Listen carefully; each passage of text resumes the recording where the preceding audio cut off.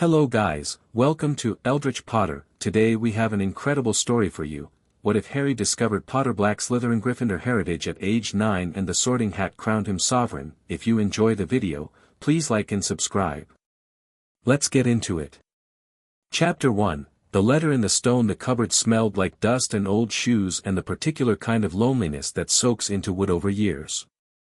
Harry had lived in it long enough that he'd stopped noticing the smell most days. He noticed other things instead, the way the second shelf wobbled if you put too much weight on the left side, the crack in the plaster near the door hinge that looked a bit like a running horse if you tilted your head, the specific quality of silence that meant Aunt Petunia was in the kitchen versus the living room versus upstairs. He was 9 years old and he had already become an expert in the architecture of a small, dark space.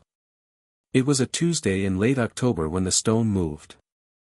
Harry had been sitting cross-legged on his cot with a library book, borrowed, not his, because Dudley had destroyed the last thing that had genuinely belonged to him, a second-hand picture book about knights, and Harry had learned not to own things he cared about.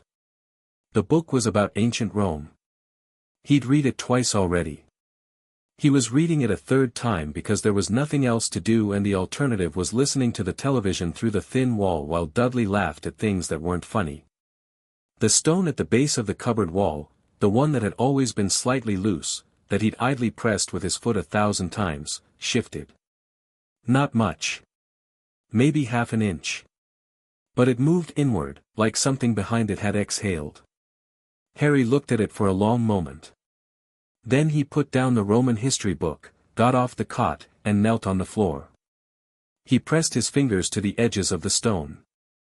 It was cold, colder than the others around it, and the mortar at its edges had crumbled away entirely.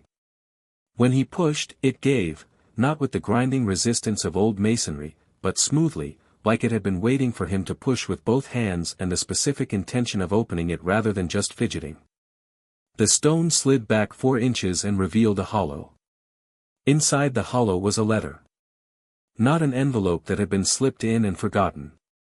The letter was sealed, not with wax but with something that looked like wax but moved, the seal shimmering between deep burgundy and silver and a green so dark it was almost black.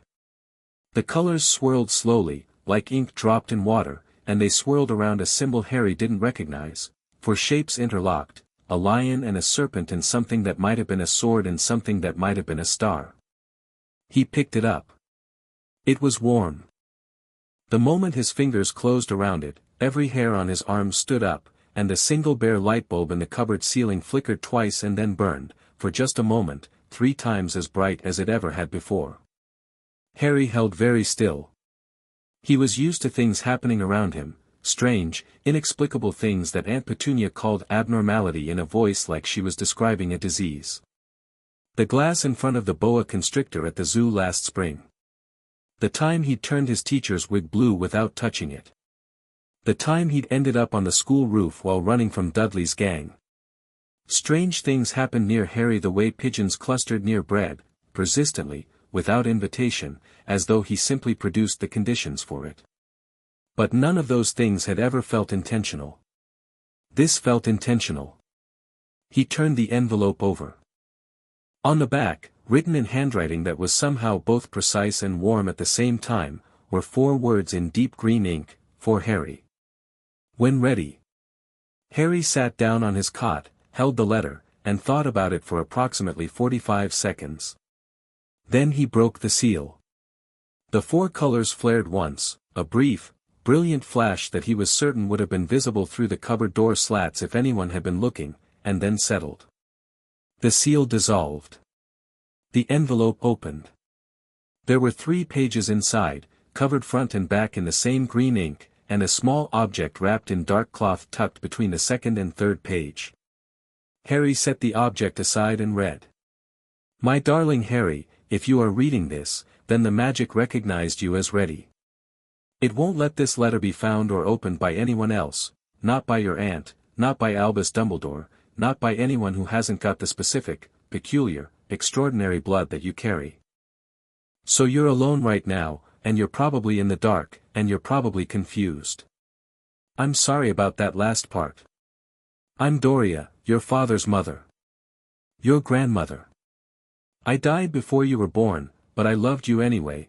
I loved the idea of you for years before James and Lily had you, and I put everything I knew into this letter in hopes that someday, when the time was right, you'd read it and understand.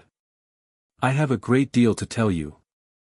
I'm going to be as straightforward as I can, because you deserve that. Here is the most important thing first: you are not just Harry Potter.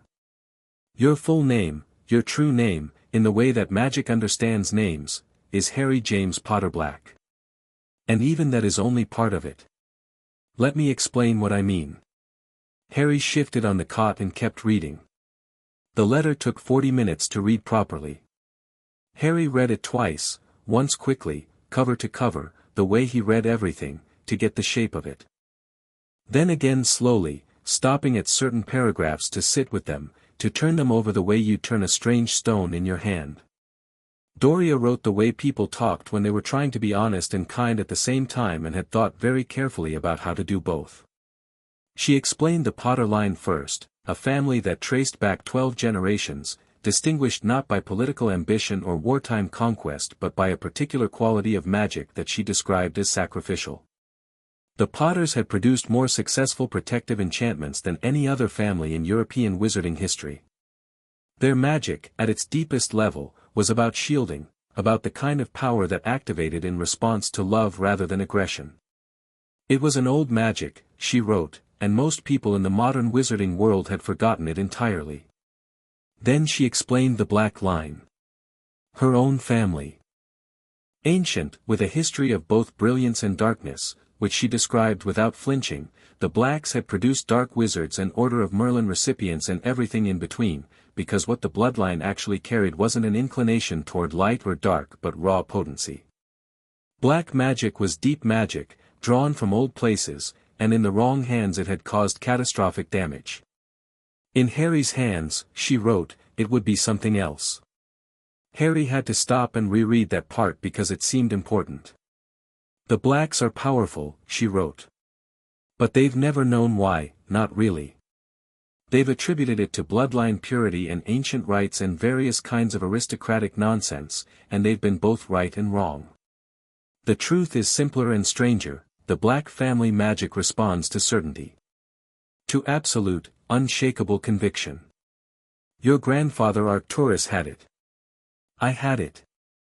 It's the reason Black family members who believe truly and completely in what they're doing are terrifyingly effective wizards. The magic doesn't care what they're certain of. It amplifies whatever they are. Then she got to the part that made Harry put the letter down entirely for a minute. The Slytherin connection was through the Black line. Dorea traced it carefully, through a chain of marriages and inheritances that she acknowledged was complicated, but the through line was clear. Salazar Slytherin's descendants had intermixed with the Black family 3 separate times over 7 centuries, and in Harry's specific case, the inheritance was strong enough to be active. Not dormant, not theoretical. Active. You can speak to snakes, she wrote simply. You may have already noticed this. If you haven't, you will. It's called Parseltongue, and most people in the wizarding world consider it a dark and frightening ability. I want you to know that it is neither of those things. It is a language. Languages are not dark or light. They are tools. Don't be ashamed of it. Harry thought of the boa constrictor at the zoo. He'd assumed it had simply understood him, had assumed, in that vague way he assumed most inexplicable things, that he'd gotten lucky. That the snake had been particularly intelligent. That it had been a coincidence. He picked up the letter again and kept reading. The Gryffindor heritage was the piece that made his hands go still. Dorea explained it carefully, and he could feel her choosing her words with particular precision here, as though she'd rewritten this section several times. Godric Gryffindor, she wrote, had believed in something that most of his contemporaries, and most subsequent generations, had misunderstood. They'd remembered him as the champion of bravery, of courage, of leaping before looking. That was part of it. But Gryffindor's real gift, the thing that had made him the recognized leader of the 4 founders, wasn't his courage. It was his authority. Not authority in the sense of rank or title, authority in the sense of a quality that other people simply responded to. The sense that when Godric Gryffindor spoke, the world leaned in to listen. That when he decided something should be done, it got done. Hogwarts itself, Dorea wrote, was as much his as any of theirs. The castle was built on his authority as much as Slytherin's cunning or Ravenclaw's wisdom or Hufflepuff's patience. There is magic in the walls of that school that still responds to his bloodline. I can't tell you exactly what that means for you, Harry, because no one has carried all four of these threads at once in living memory. Possibly in recorded history. The honest answer is that I don't fully know what will happen when you walk into that school.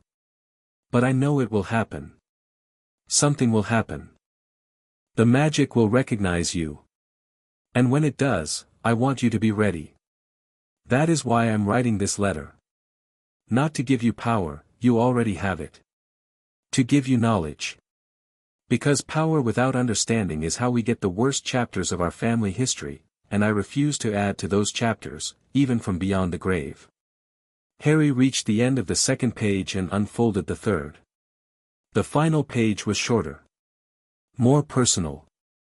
Dorea wrote about James, about his laugh, his ridiculous hair, the way he'd charmed everyone in a room without seeming to try. She wrote about Lily, whom she'd met only 4 times but had recognized immediately as extraordinary in a way that had nothing to do with magic. She wrote, briefly and without excessive sentiment, about what had happened on Halloween 2 years ago, and her grief was visible even through the careful, precise handwriting, like heat shimmer above summer pavement. And then she wrote the part Harry kept coming back to, the part he read 4 times before he put the letter down for the last time that night. You are not what happened to you, Harry. You are not the cupboard, and you are not the name your aunt calls you when she thinks kindness costs too much, and you are not the boy who was supposed to wait quietly for someone to come and explain himself to him. You are the heir of people who changed the world. Not perfectly. Not always rightly. But genuinely. Now it's your turn. I love you. I have always loved you. Dorea Black. Potter. Harry sat in the dark for a long time after that. Then he unwrapped the small cloth-covered object from between the pages. It was a ring.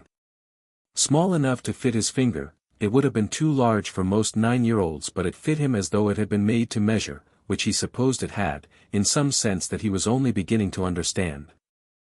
The band was a dark metal that he couldn't identify, not silver, not gold, something that seemed to absorb light rather than reflect it. Set in it were 4 small stones, 1 ruby, 1 emerald, 1 deep sapphire, and 1 clear stone that might have been diamond except that it threw light in colors that diamonds didn't. He put it on. The stones all flickered once in their respective colors and then settled into a low, steady warmth against his skin. Nothing dramatic happened. No explosion of light, no earthquake, no rush of power like a wave. It was more like a key turning in a lock that had always been there, a small, decisive click of something settling into alignment. Harry looked down at the ring for a moment. Then he tucked the letter carefully under the false bottom of his cot, a loose board he'd discovered a year ago and never had anything worth hiding until now, and lay back and looked at the ceiling in the dark. His name was Harry James Potter-Black. He was heir to 4 bloodlines, one of which had built the school he was supposed to attend in 2 years. His parents hadn't been drunks. Hadn't been criminals. Had died saving him from something the wider world apparently considered the most dangerous dark wizard in a century, which meant there was a wider world, a world he'd been kept from, a world full of magic that apparently he was fully part of whether the Dursleys acknowledged it or not. He turned all of this over in his mind with the methodical calm that had always been his particular survival mechanism.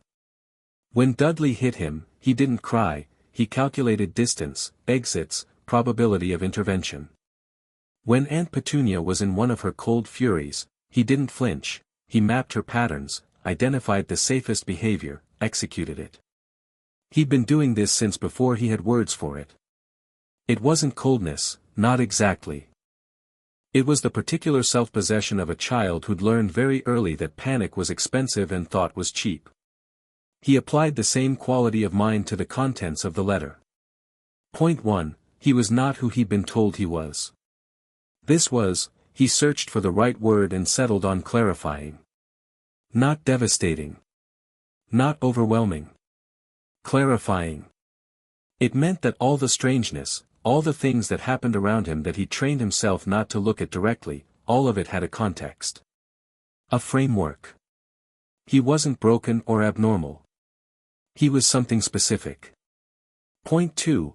There was an entire world he had access to that the Dursleys had no legal or magical authority over. He didn't know the details yet. The letter mentioned Gringotts Bank and family vaults but hadn't included precise instructions for accessing them, but it was clearly something that could be navigated. Point 3. Someone named Dumbledore had apparently known where Harry was and had left him here.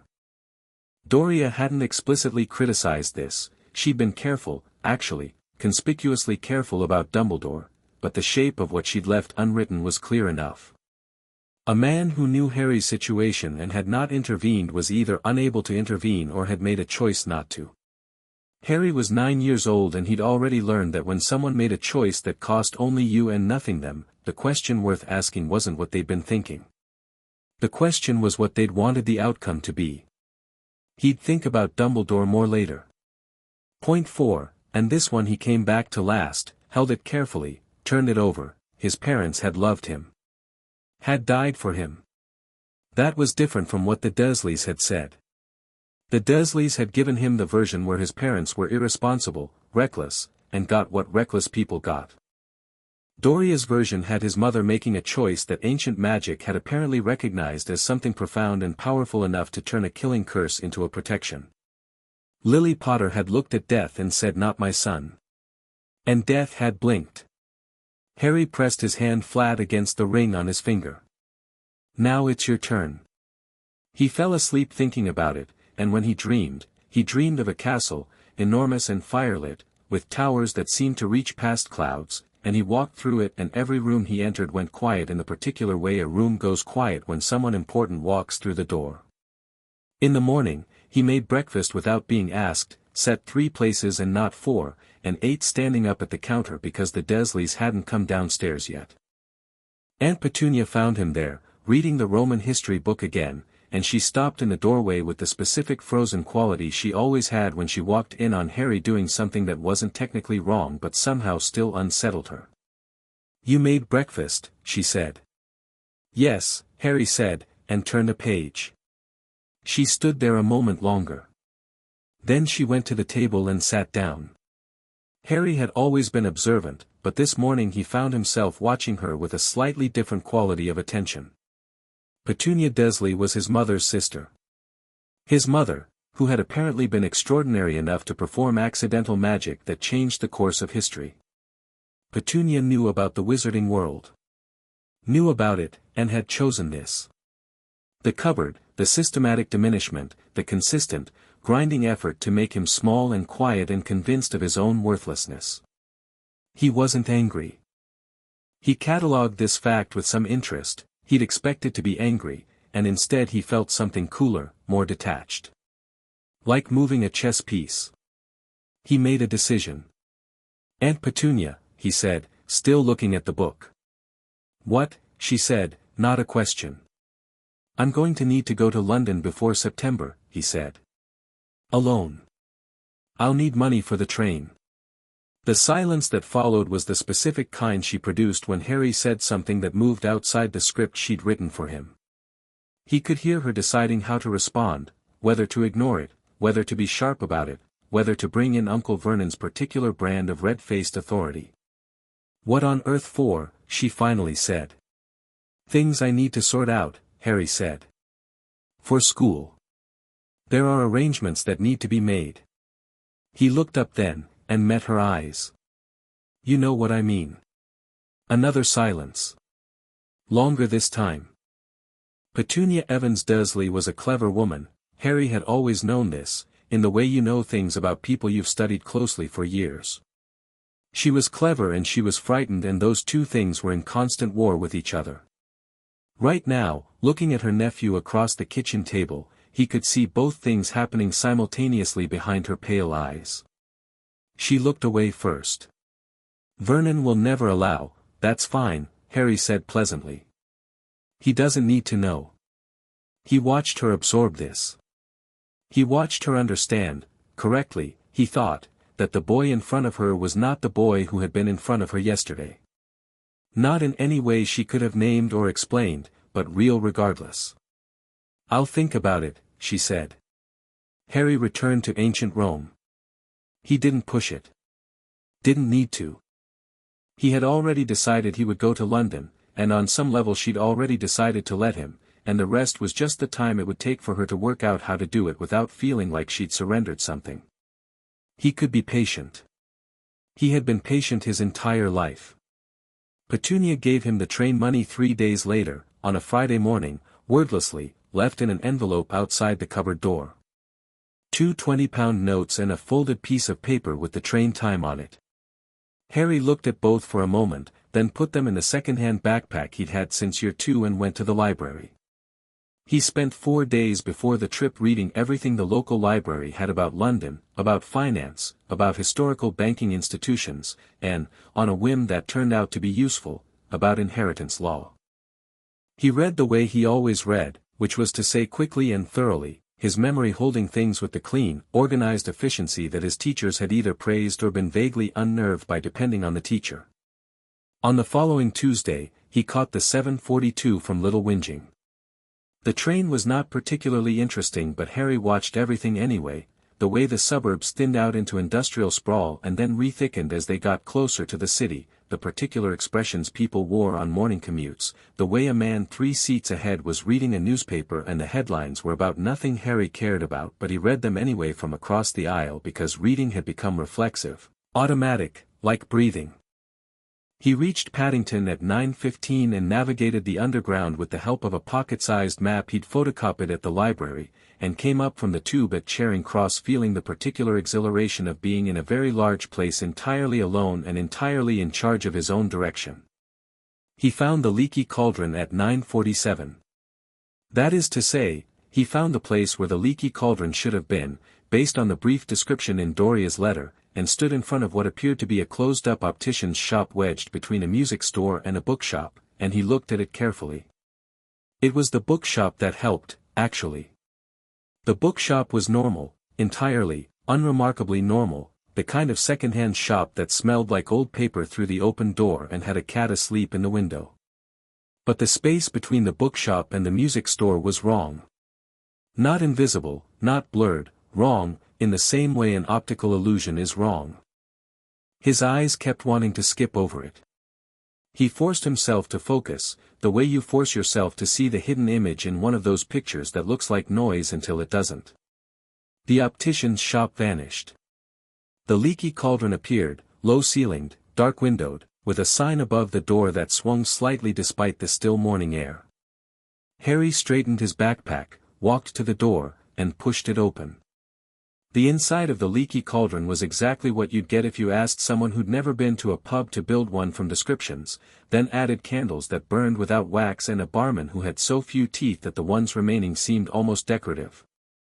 A handful of patrons, witches and wizards, Harry identified them by the robes and the specific comfortable ease with which they occupied a space full of impossible things, looked up when he entered. The barman looked at him. Then looked again, sharply, with the expression of a man doing arithmetic. "Merlin's beard," he said quietly. "Good morning," Harry said. "I need to get to Gringotts." The barman, Tom, according to Dorea's letter, though she'd also suggested he would be old and impractical about stairs, came around the bar with a speed that belied his age and the general suggestion of decrepitude. Up close, he was studying Harry's face with an intensity that was almost rude. You're not supposed to be, that is to say, Mr. Potter, sir, we weren't," no one said. "I know," Harry said. "I'm here anyway." "The passage to Diagon Alley, is it still through the back courtyard?" Tom blinked. Seemed to collect himself from some distance. "Yes, sir." "Right through here, I'll show you, I can find it," Harry said, not unkindly, and walked toward the back. He was aware of the entire pub watching him. He didn't particularly mind. He tapped the correct brick, he'd memorized Dorea's description of the sequence, 3 up and 2 across from the rubbish bin, and watched with genuine pleasure as the wall folded itself back like a stage curtain. Diagon Alley opened ahead of him, sunlit and crooked and overwhelming and magnificent. He stood still for 10 full seconds, just looking. Then he walked into it. He had assumed Gringotts would be impressive, and he was right, but the specific quality of its impressiveness, the cold, precise, functionally intimidating grandeur of it, the marble floors and gold chandeliers and the sense of ancient financial authority that emanated from every carved surface, was more effective than he'd anticipated. He found himself appreciating it in the aesthetic way he'd learned to appreciate the Roman history books' descriptions of the Forum.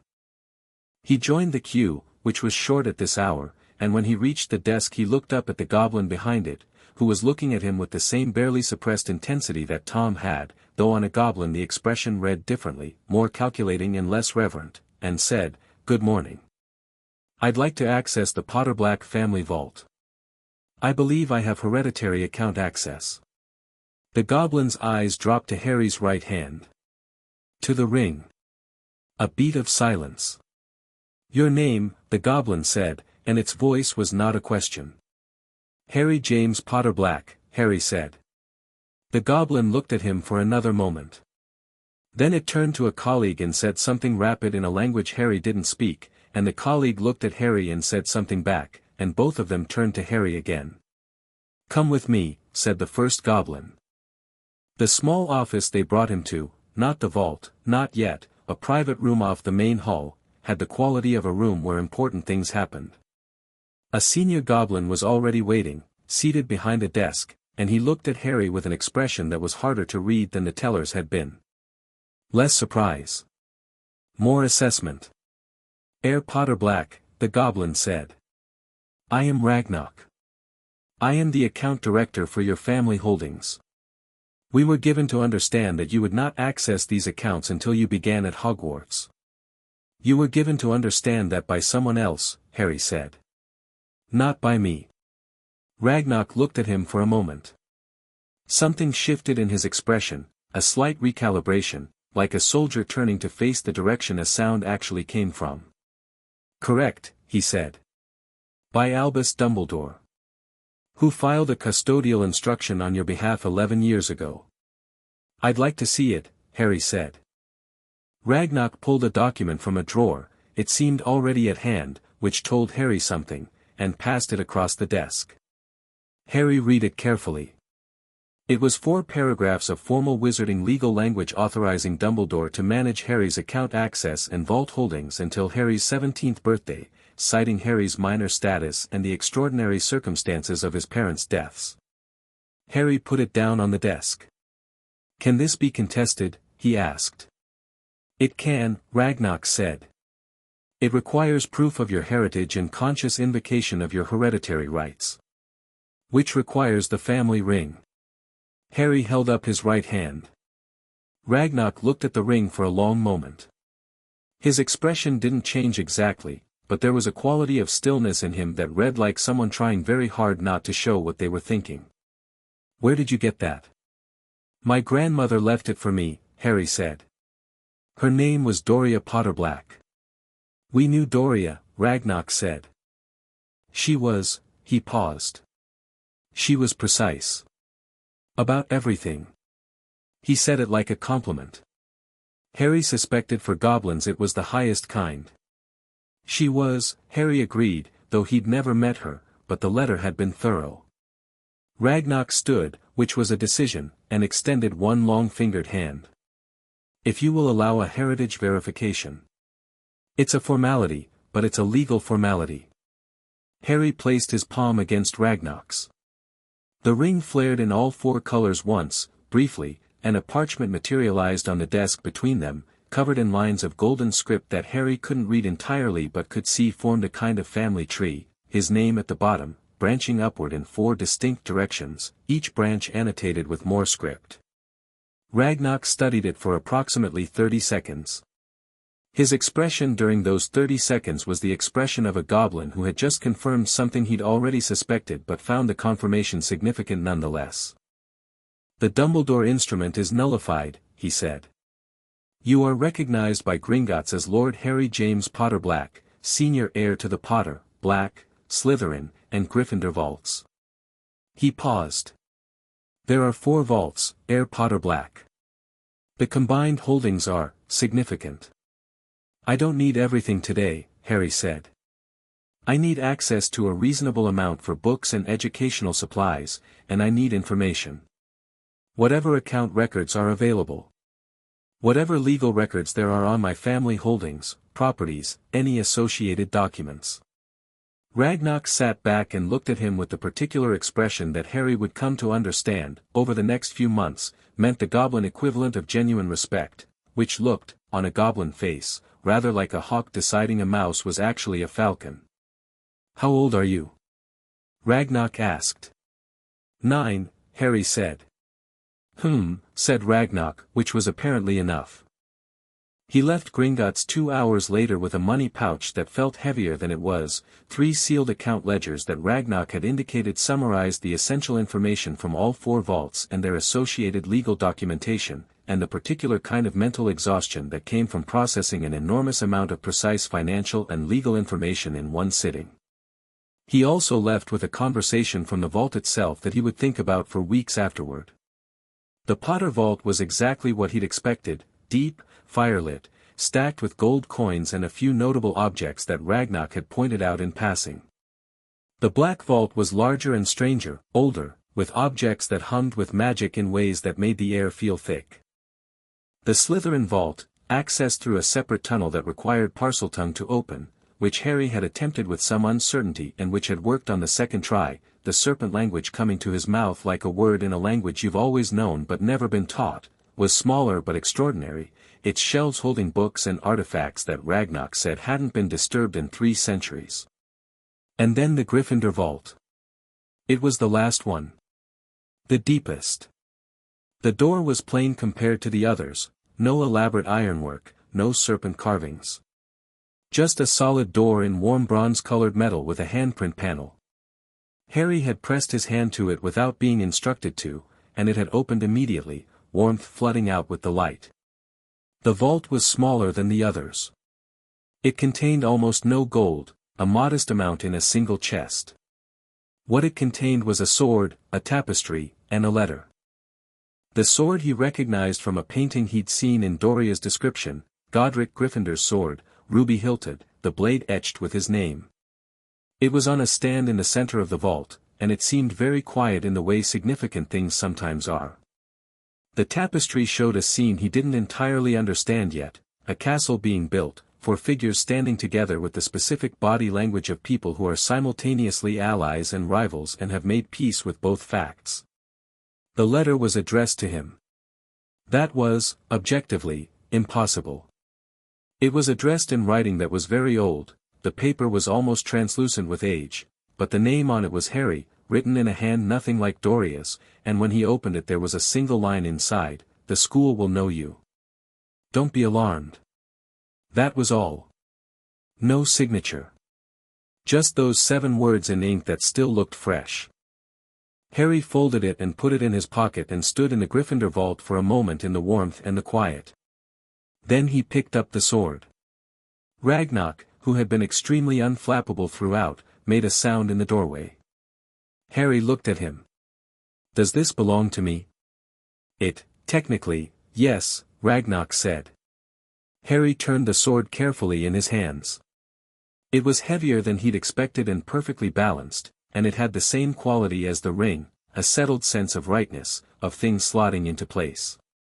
He held it for a moment, then put it back on the stand. "I'll leave it here for now," he said. "I don't have anywhere to put it." Ragnarok actually laughed at that. Brief and sharp, more bark than laugh, but genuine. He bought books that afternoon. More books than he could reasonably carry, which meant he also bought a second-hand bag with an extension charm from a shop run by a witch who looked at the ring on his finger and charged him half what was written on the price tag without his asking. He bought the standard Hogwarts curriculum texts, 2 years early. He bought books on wizarding history, several on advanced magical theory, one on Parseltongue that turned out to be in Parseltongue but was comprehensible to him anyway, which was surreal. He bought a book on goblin financial law that he thought would be useful, and a book on wizarding legal history, and one on advanced protective enchantments that he couldn't read yet but was determined to read by September. He had lunch at a small cafe in the alley, sitting at an outside table, watching wizards and witches pass. A few of them noticed him. Several stopped, stared, started toward him with expressions ranging from reverent to overwhelmed, and then stopped again when they saw something in his expression, or possibly in the ring, and settled for brief respectful nods instead. He was already learning to navigate it. The weight of what he was in this world. He hadn't asked for it and he wasn't, precisely, comfortable with it, but he wasn't going to pretend it wasn't real. The wizarding world had known his name since he was a year old. He was going to have to give them something to attach that name to that wasn't just a scar and a legend about a night he couldn't remember. He pulled out the Gryffindor vault letter again and looked at it. The school will know you. Don't be alarmed. He folded it back into his pocket and ate his sandwich and thought about a castle that he'd dreamed about but never seen and that had apparently, in some sense he was only beginning to understand, been waiting for him. There was a boy at Gringotts when Harry was leaving, a broad, kind-faced boy around his own age, standing next to an elderly woman with the specific upright posture of someone who had decided long ago that excellent posture was a form of character. The boy was holding a toad, which had escaped once already, judging by the mud on the boy's knees and the exasperated but tender expression on the woman's face. Harry would have walked past them, he was good at walking past things, had been trained to it, but the toad chose that moment to make another bid for freedom, launching itself from the boy's hands with impressive directness, and landed squarely on Harry's left shoe. The boy looked mortified. "I'm so sorry, Trevor, come back." Harry picked up the toad with the easy confidence of someone who'd had to retrieve worse things in the course of a childhood involving Dudley's destructive hobbies, and held it out. "Trevor." The boy went slightly redder. "Yes. He escapes a lot. I'm Neville. Neville Longbottom. Sorry. He's a terrible toad, really. He seems to have strong opinions about direction," Harry said, and handed Trevor back.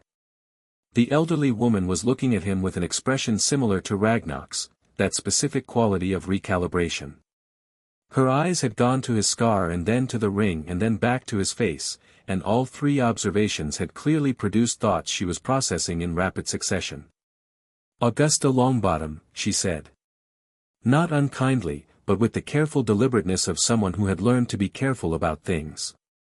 You're Harry Potter." "Potter-Black," Harry said. "It's good to meet you both." Augusta Longbottom looked at him for a moment longer, and something in her expression shifted, something that was less about surprise and more about, he thought, a kind of relief. As though she'd been watching a particular square on a chessboard for a long time and something had finally moved on it the way she'd hoped. "Indeed," she said. "Indeed it is." Neville was watching Harry with uncomplicated curiosity, the kind that didn't know enough to perform social caution about it. "Are you going to Hogwarts?" "Not for 2 years, Harry said. "Me neither," Neville said. His toad was attempting to escape again. He recaptured it with resigned efficiency. "Gran says I might be a late magical developer. She says there's nothing wrong with that." He said this with the careful intonation of someone who'd had the sentence said to them many times and was now primarily saying it to himself. "Late developer, early mastery," Harry said. "Some magic takes longer because it's running deeper. It's worth the wait." He didn't know, with certainty, that this was true about Neville specifically. It was, however, something he'd read in one of the theoretical texts that morning. But he said it with the particular quality of conviction that made things land differently than uncertain hedges, and he watched Neville's shoulders do something, drop slightly, settle, that suggested the sentence had gone somewhere real. Neville smiled at him. It was a good smile. Broad and unguarded in the way some people's smiles are before life teaches them to be careful about enthusiasm. "Maybe I'll see you at Hogwarts then," Neville said. "I expect so," Harry said. He walked out of Gringotts into the afternoon sunshine of Diagon Alley, his bag heavy with books, the ring warm on his finger, and 2 years stretching ahead of him like a long open road. He had a great deal to learn. He was entirely prepared to learn it. The castle was waiting. Chapter 2, The Weight of a Name. The 2 years passed the way well-spent time does, quickly in the living of them, enormous in the looking back. Harry turned the cupboard into a library. Not literally, there was no space for that, but he built a system, careful and precise, that meant every book had a place and every evening had a purpose. He read in order, magical theory first, then history, then the curriculum texts, then the advanced material that he'd bought half on instinct and half because Dorea's letter had made it clear that he was running behind on an education that his blood had technically been preparing him for since birth. The Hogwarts standard curriculum, he discovered quickly, was designed for students with no prior magical knowledge. He burned through the first 2 years of material in 4 months and wrote careful notes in a second-hand composition book using a biro, which he preferred to quills on the grounds that quills required maintenance and he had limited space. He wrote to Ragnarok once a month. The goblin wrote back with the precise efficiency of someone who respected questions that came without unnecessary preamble. Through these letters, Harry assembled a working picture of his legal standing, his holdings, and the shape of the wizarding political world that existed parallel to the one he moved through daily. He learned about the Ministry of Magic, its structure, its current minister, its various departments and their histories.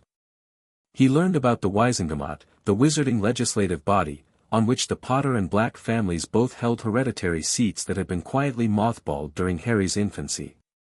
He learned about the war, not the sanitized version, not the triumphant version, but the actual shape of it, the losses and the fear and the way an entire society could be traumatized into a collective mythology that made it easier to cope with what had actually happened. He learned about Voldemort. The name didn't frighten him. He turned it over in his mind with the same methodical attention he'd applied to everything else and found it was, like most frightening things examined directly, more comprehensible than the myth suggested. A half-blood wizard from an orphanage who taught himself the most dangerous magic in living memory through sheer application and a complete absence of moral restraint. Brilliant. Genuinely brilliant, Harry thought, which was not admiration but was accurate, and accuracy mattered. Brilliant, profoundly damaged, and operating from an ideology of blood purity that he himself didn't qualify for, which was the kind of irony that would be funny if it weren't for the body count. Voldemort was also, apparently, not dead. Dorea's letter had touched on this carefully, and Ragnarok confirmed it in more clinical terms. The widely held belief in his destruction was optimistic. Magical signatures of that particular strength did not simply cease. Harry filed this away in the part of his mind where he kept things that would become urgent later. He also read the Parseltongue book cover to cover 3 times, which was a peculiar experience, reading in a language that came to him with the easy fluency of a mother tongue he'd somehow never been taught, understanding it the way he understood breathing. The book was an encyclopedia of serpent lore written by Salazar Slytherin himself, and whatever else the man had been, and the historical record was not flattering, he'd been extraordinary on the subject of languages, magical theory, and the specific intersection of the two. Harry read it and thought about inherited memory and whether you could know a thing you'd never been taught, and decided the answer was apparently yes, under the right circumstances. He wrote to Neville Longbottom twice before receiving a response, a letter that had clearly been drafted and redrafted several times, the handwriting slightly uneven in the way handwriting gets when the writer is being careful about every word. Neville thanked him for the conversation at Gringotts. Said he'd been trying an exercise his gran had found, a sequence for encouraging controlled magical expression in late developing children, and it had worked, a little, last Tuesday, when he'd accidentally made a plant grow 3 inches in 40 seconds. He seemed to find this both exciting and slightly embarrassing, which Harry recognized as the specific emotional combination of someone who'd been told they were failing at something for long enough that success felt suspicious.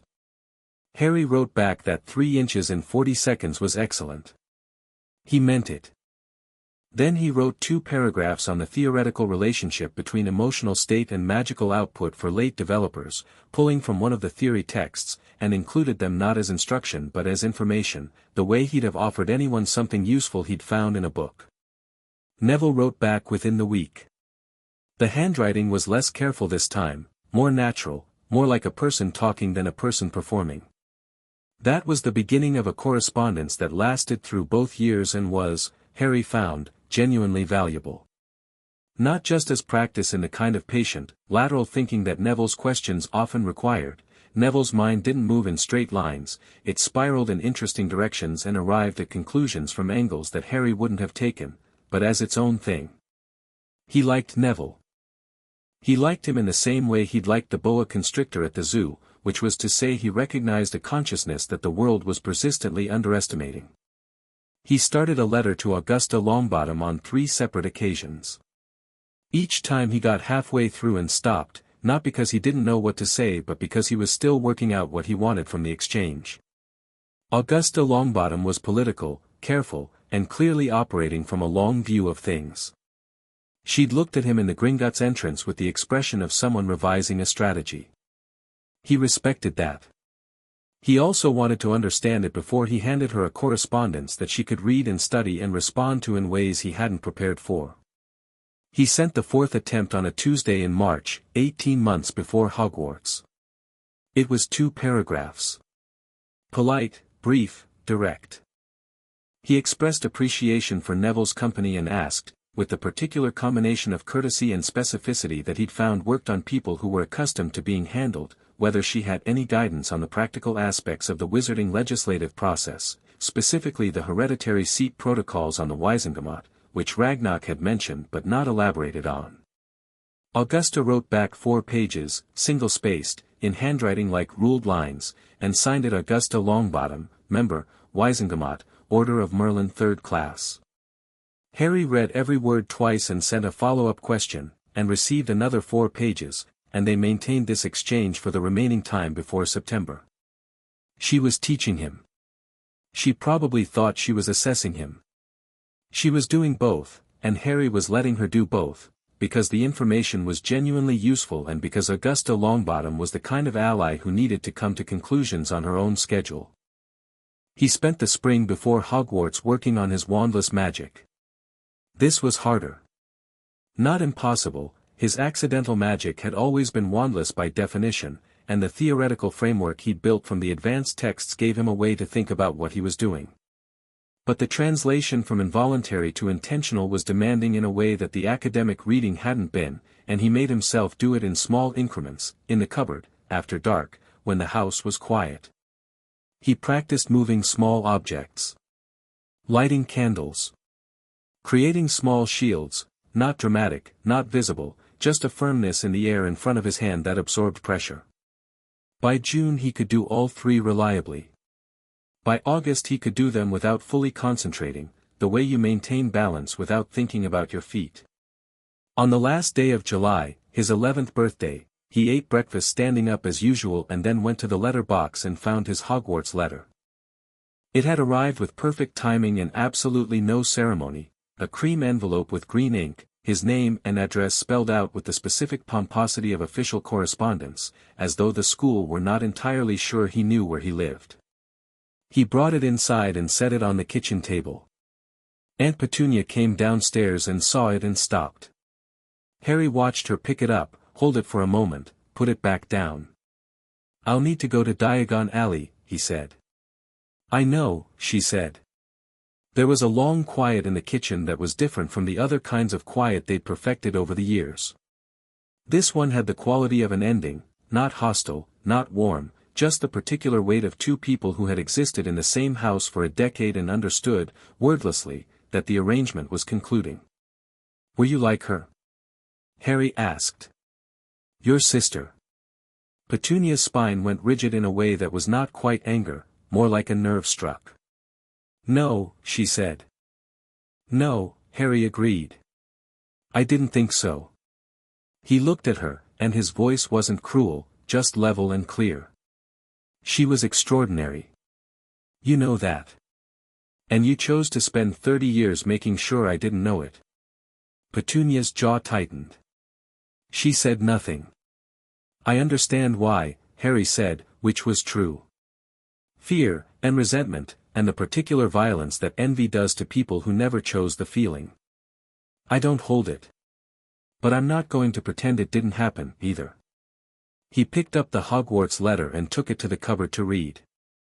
Diagon Alley in late August had a different quality than it had at 9, busier, louder, thick with students and parents and the specific retail chaos of school supply season. Harry moved through it efficiently, list in hand, drawing the same stairs he'd drawn 2 years before but handling them differently now. Then, he'd been learning to navigate attention. Now he moved through it the way water moves through a riverbed, following the path of least resistance, not because he was avoiding notice but because efficiency was more interesting than spectacle. He bought his books first, then his potion ingredients, then his robes. Madame Malkin measured him with brisk efficiency and tried twice to start a conversation about his scar before deciding, based on his expression, that the conversation wasn't going to land. He was in the process of collecting a second set of standard texts. He'd pre-ordered 2 sets, one for reference and one for active use, when a voice behind him said, with the precise diction of someone who'd been taught that voice was a class marker, "You've got the same list as me." Harry turned. The boy was pale, with very blonde hair and the particular posture of someone raised in a house where good posture was considered a moral quality. His expression had the default slight elevation of chin that Harry recognized as the performance of confidence rather than the thing itself, the kind of look that required an audience to function.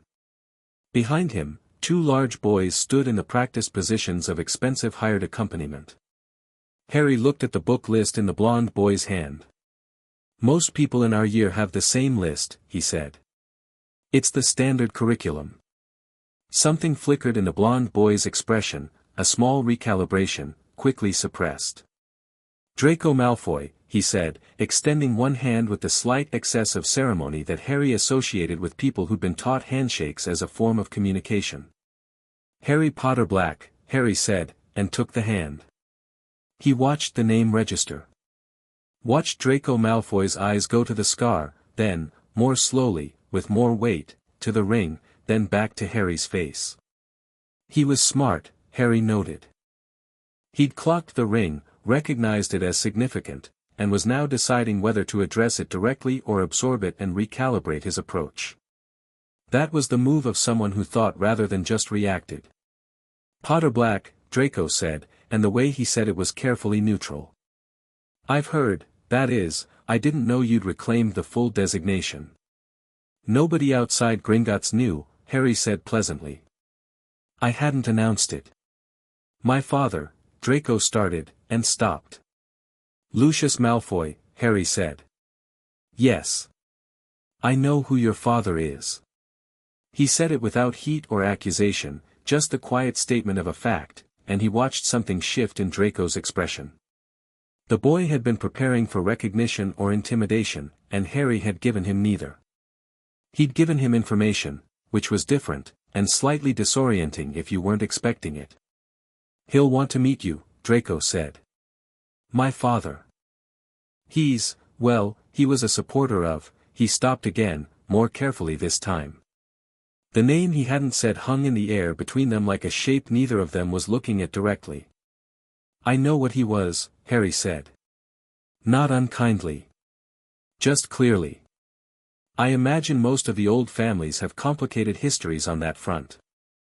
I don't judge people by their father's choices." Draco looked at him for a long moment. Then he said, with a frankness that seemed slightly surprising even to himself, "He'll want to tell you what house you should want to be in." "Slytherin," Harry said, and watched Draco blink. He'd say Slytherin. Everyone with a connection to the old families says Slytherin, because the Slytherin bloodline association makes it the obvious expectation. And the sorting hat will put me where it puts me," Harry said. "I don't spend much energy on things I can't control." He collected the second set of texts from the shelf. "Enjoy your shopping, Draco." He walked toward the counter. He heard, behind him, one of the large boys mutter something to Draco, and Draco's reply, quiet and thoughtful, which wasn't yes or no but was the sound of someone processing something they hadn't anticipated. Harry filed Draco Malfoy under complicated, worth watching, potentially useful, currently performing, and went to pay for his books. He went to Ollivander's last. The shop had the quality of a place that existed partially outside normal time, dusty, narrow, high-shelved, with the specific hush of a room that had witnessed a great many significant moments.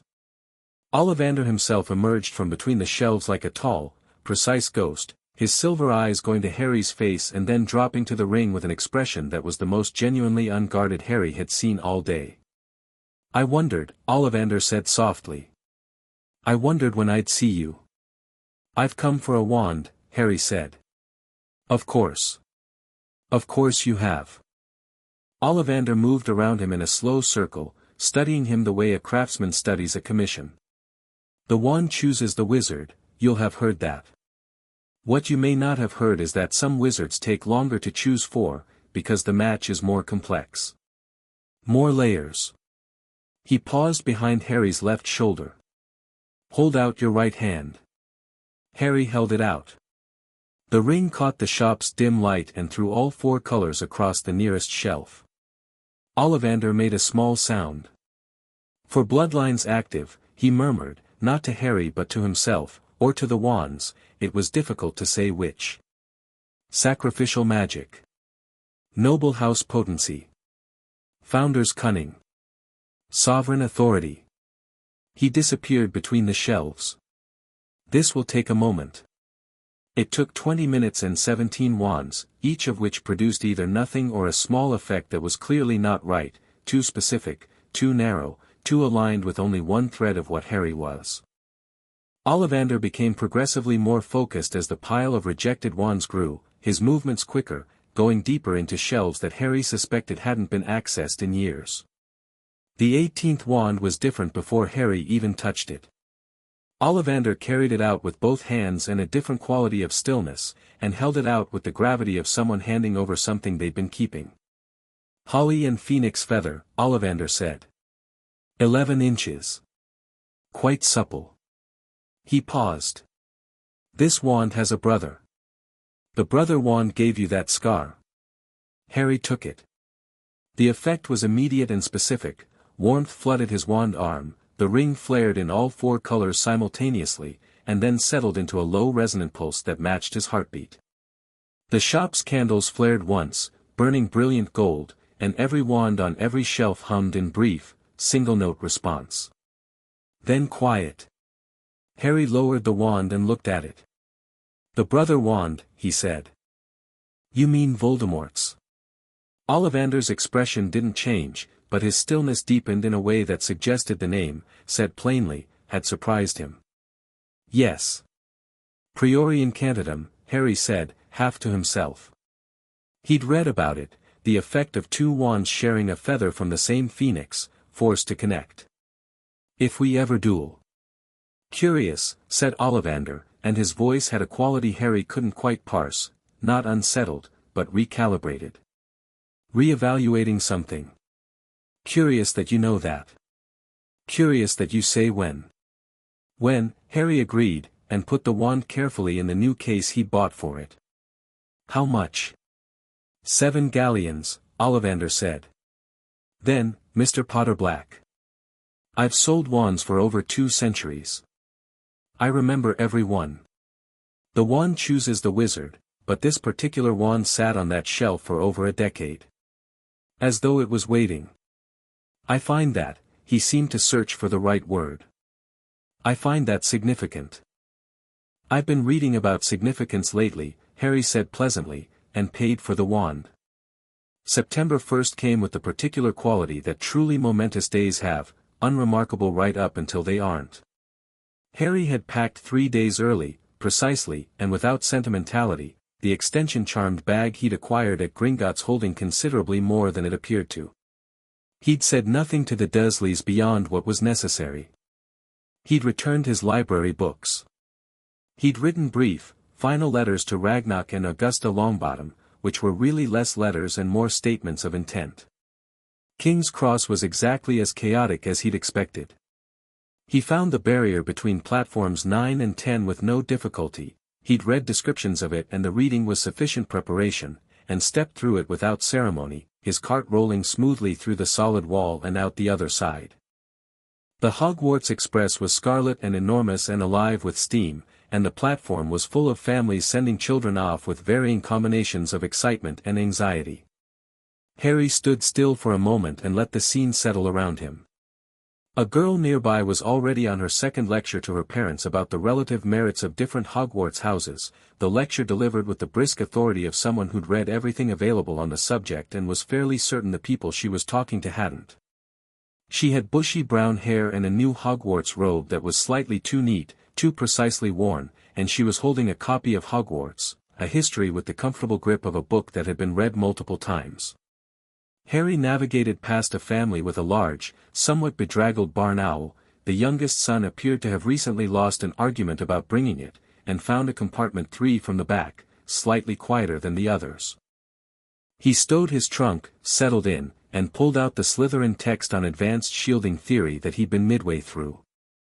The girl with the bushy hair appeared in the doorway 10 minutes before departure. "Do you mind if I sit here? Everywhere else is nearly full and I'd rather not be somewhere too loud because I'm going to use the journey to go over some material but I don't want to be rude." "Sit down," Harry said, without looking up from the shielding text. She did, with the efficiency of someone who'd made a decision and was now executing it. She opened Hogwarts, a history. Then she paused, looked at what Harry was reading, and frowned at the cover. "That's 6th-year material," she said. "I know," Harry said. A pause.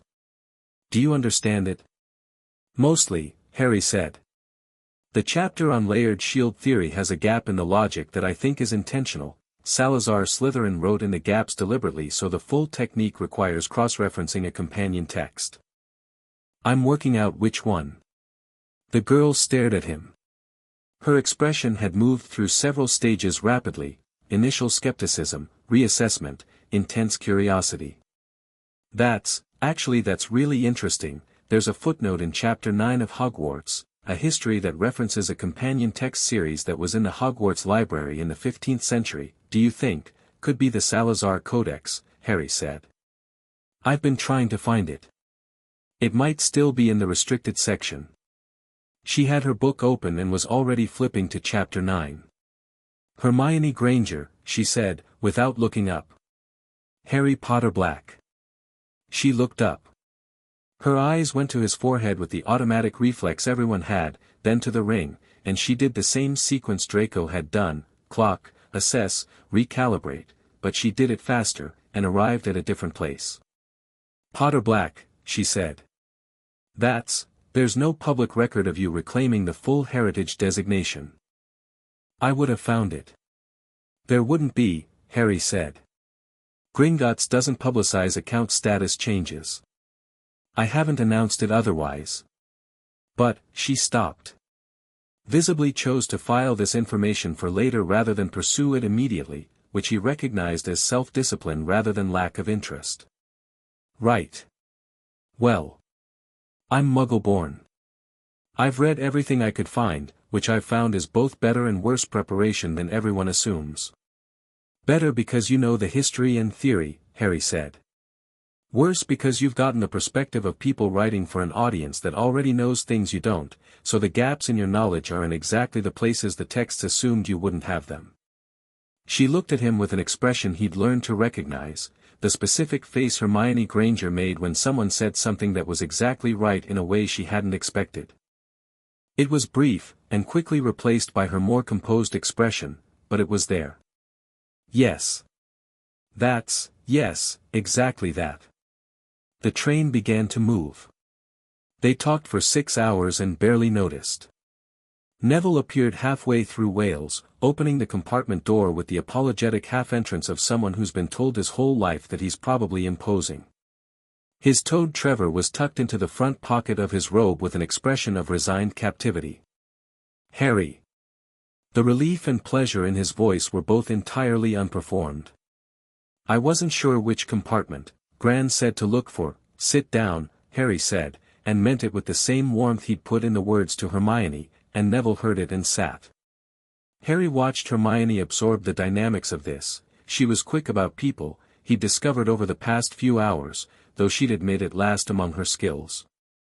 She shook Neville's hand with precise courtesy and asked him what he was most interested in studying, and Neville said herbology a bit hesitantly, and she said that was fascinating and asked 2 genuinely interested follow-up questions about magical plant characteristics, and Harry watched Neville's hesitancy dissolve in real time. They talked, all three, through the mountains of Scotland, and at some point a boy with red hair and freckles poked his head in looking for a different compartment and stayed anyway because the conversation was more interesting than what he'd been missing. His name was Ron Weasley and he had 4 brothers at Hogwarts and a sister coming next year, and the easy, unpolished confidence of someone who'd never been told they weren't allowed to take up space. "Is that a real Potter-Black ring?" Ron said, staring at Harry's hand with the focused attention of someone raised in the culture. "Yes," Harry said. "My mum's going to lose her mind," Ron said, not unkindly. "She's been, well, everyone's been waiting to see what you'd be like." "What did they think I'd be like?" Harry asked, genuinely curious. Ron considered this with more honesty than tact, which Harry found refreshing. "Small, maybe. Like, sort of, not what you are. Most people thought you'd be, I dunno, frightened.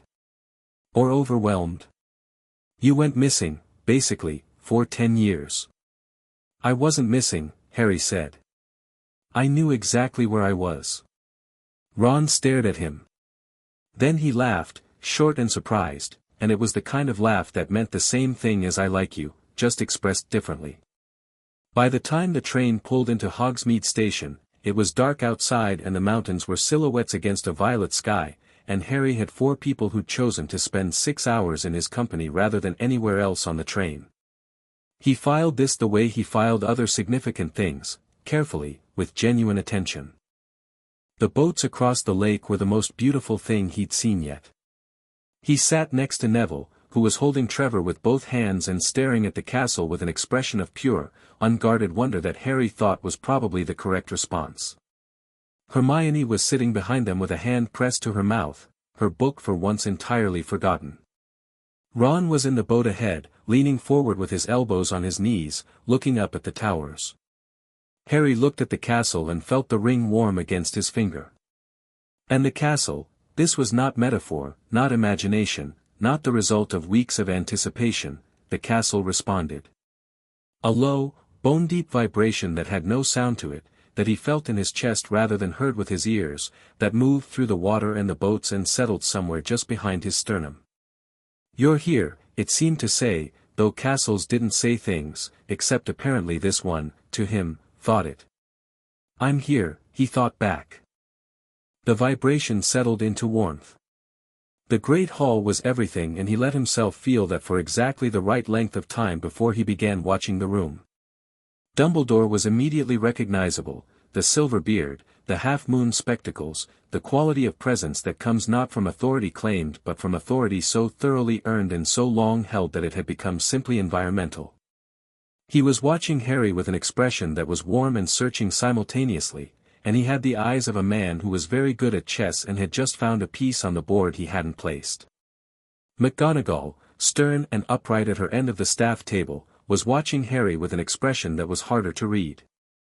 Not the chess player's assessment. Something more personal than that. She'd known his parents. He knew that from Dorea's letter. He kept that in mind. Quirrell was there, which Harry noted. The defense against the dark arts professor, currently wearing a turban, and the specific quality of expression that comes from 2 things occupying the same space. Harry had read about Lord Voldemort's rumored survival at sufficient length that the smell of garlic and the ill-fitted turban landed with significance rather than just oddity.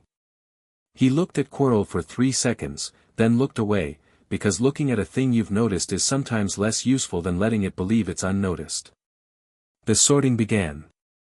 Harry was not nervous.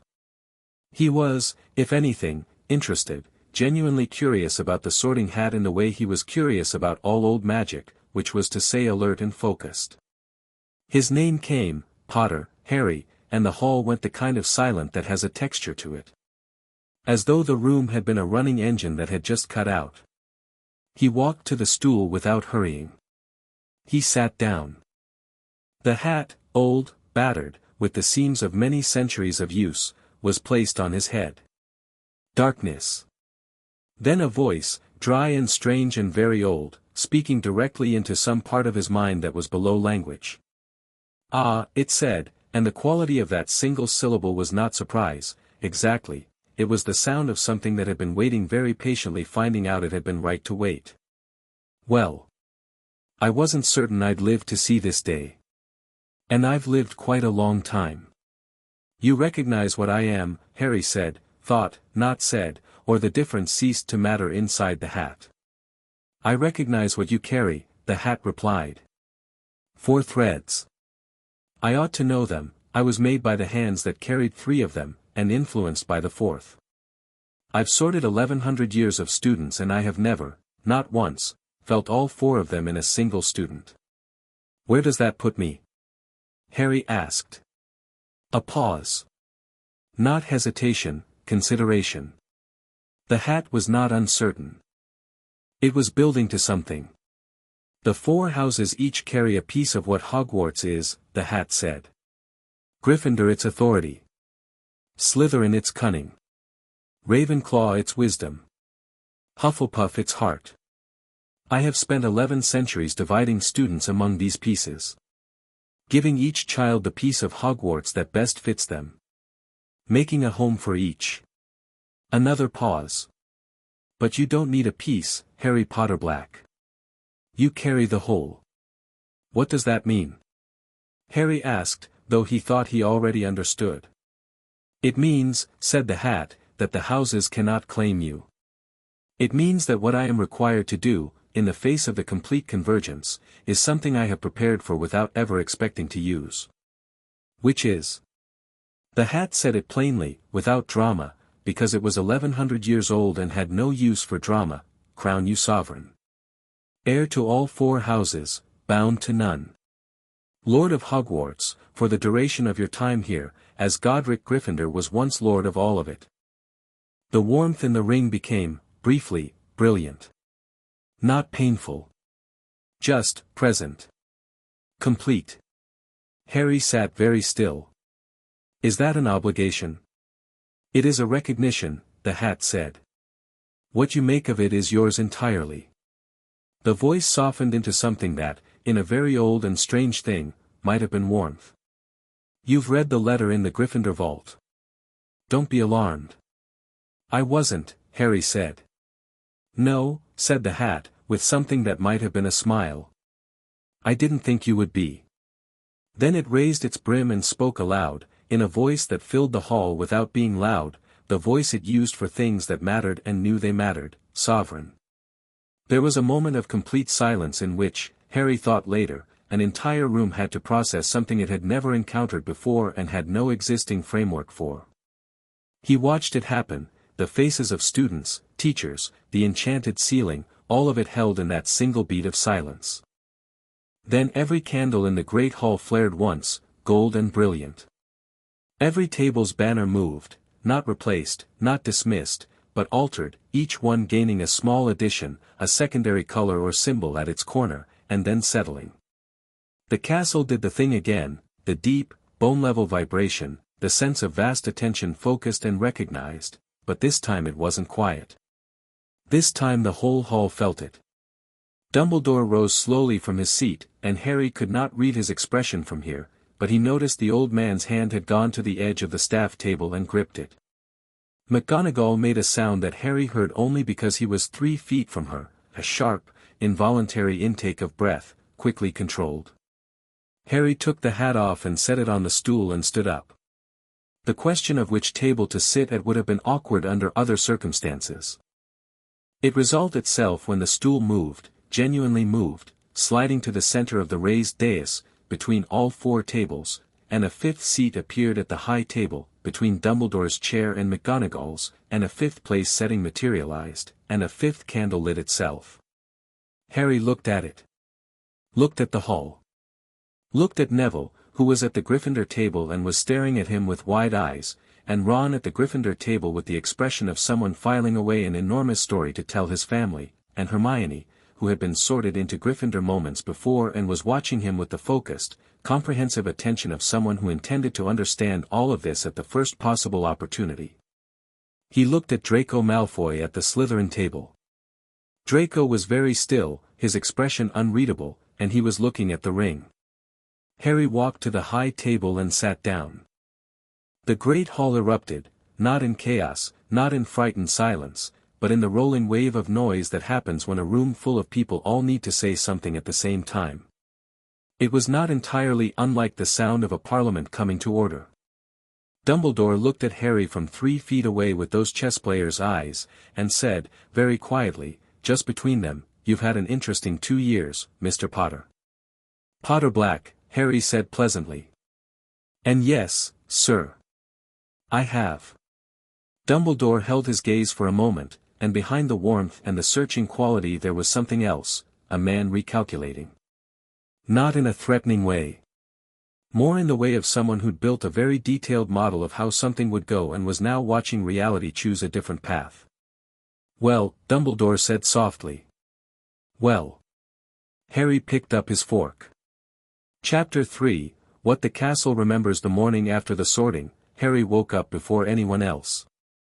Not because he'd set an intention to, it was simply what his body had done since the cupboard years when the specific quality of early morning silence was the only time that was reliably his.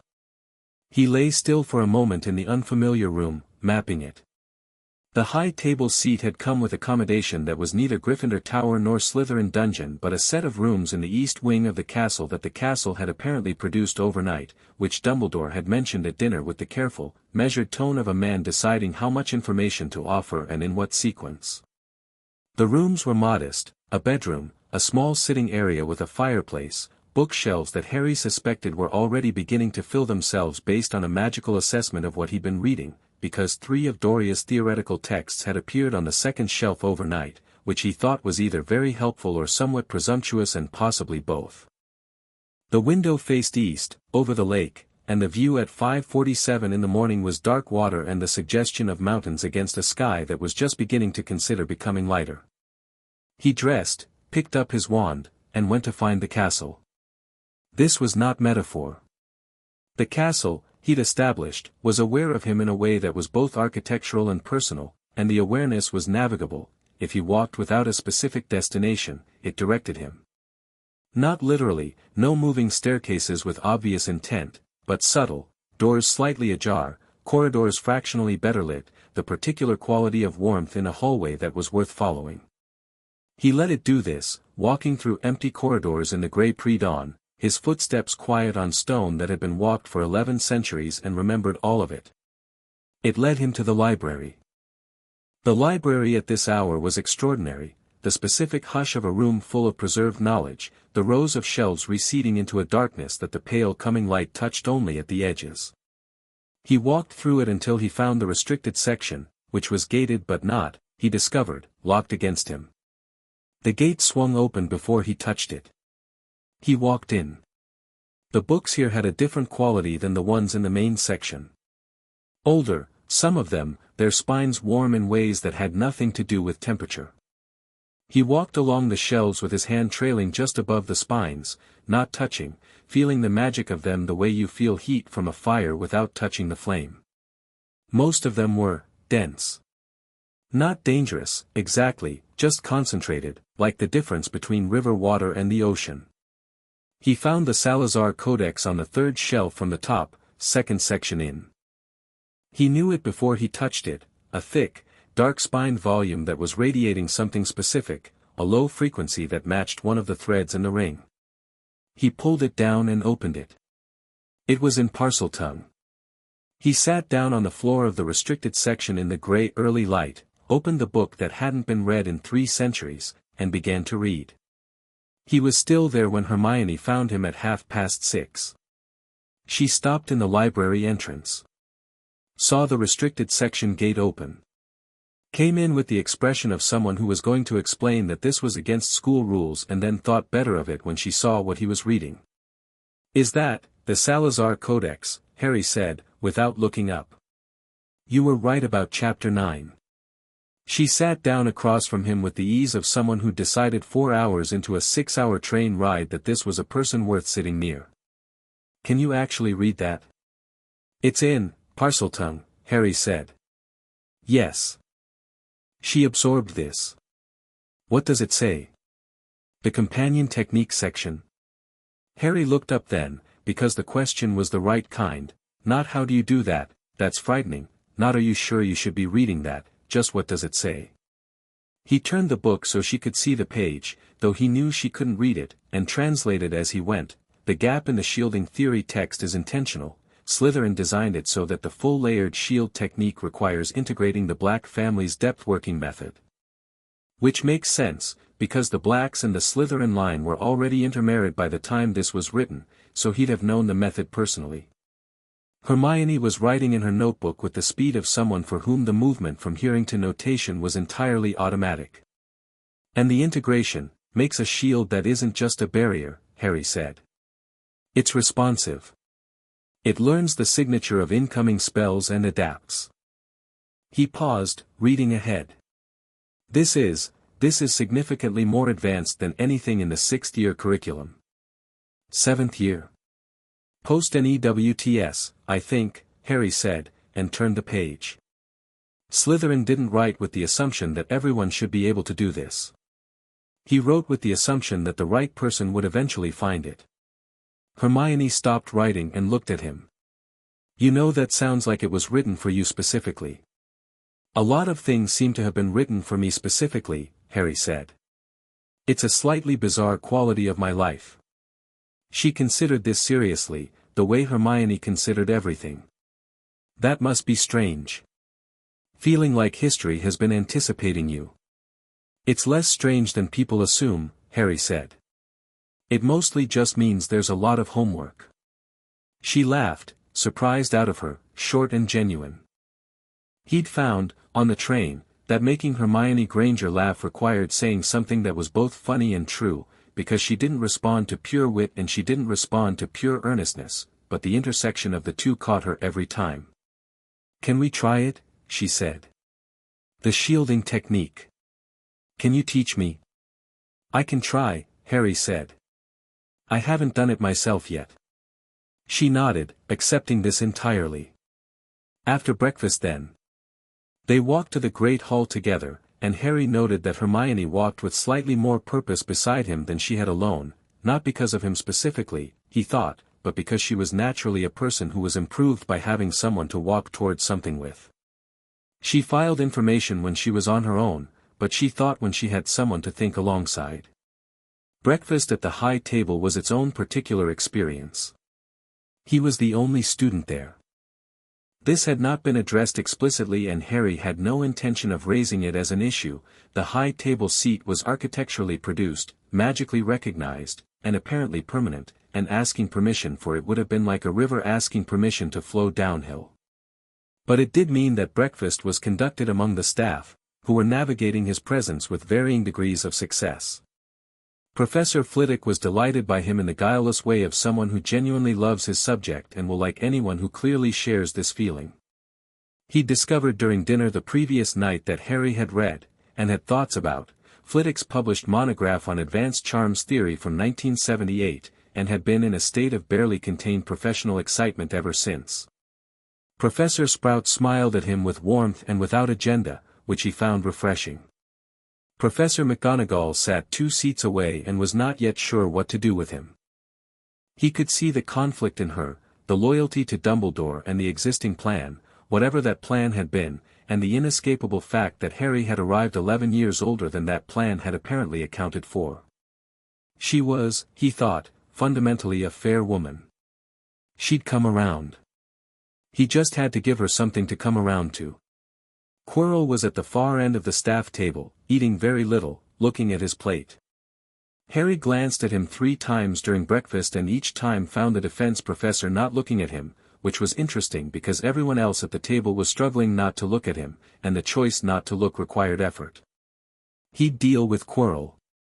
He just needed to understand the situation more fully first. Dumbledore was not at breakfast. Harry noted this without surprise and without concern.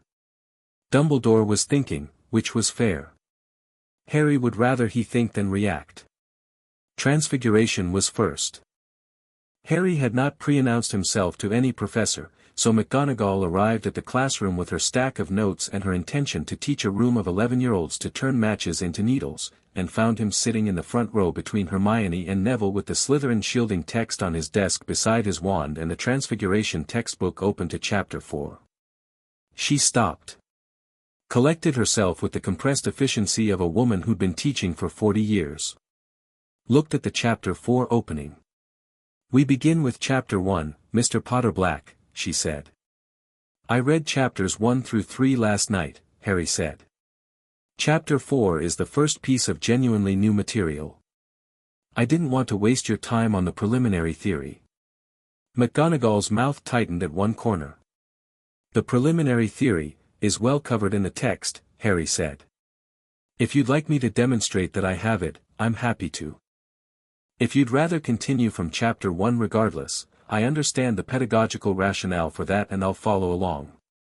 He paused, then added, "Though I'd find it more useful if you'd start from where you think the room is struggling, rather than where the syllabus begins. You know this class better than the text does." A beat of absolute silence. Hermione's quill had stopped moving. McGonagall looked at him for a long moment. Her expression was a war between at least 3 positions. Then she set her notes down, turned to face the class, and said in a measured voice, "We will begin with the fundamental principles, which Mr. Potter-Black has apparently already mastered, and I expect him to use that time constructively." She looked at Harry directly. "Chapter 7 contains a technique I expect will challenge you." "Thank you," Harry said, and meant it. He turned to Chapter 7. By the time McGonagall had finished introducing the match-to-needle exercise, her teaching was excellent, clear and precise with a dry wit that made the theory land. Harry had read through Chapter 7 and attempted the first technique described there, which involved simultaneous form and substance transfiguration of 2 objects, which was 4th-year material. He turned his quill into a small copper hinge on the first try. It was imperfect, the hinge was slightly asymmetrical. He adjusted and tried again while Neville was working on the match-and-needle exercise with the focused, careful patience that Harry had come to recognize as Neville's particular style of working, slow to start, thoroughly thorough, and then suddenly and completely right. McGonagall was at Neville's desk helping him with the intermediate step when Harry produced a perfect copper hinge, both leaves even, the knuckle clean, the full mechanics present in miniature. He set it next to the quill. McGonagall came and looked at it without a word. Then she went to her desk and returned with a length of copper pipe, which she set in front of him. The silent challenge was clear enough.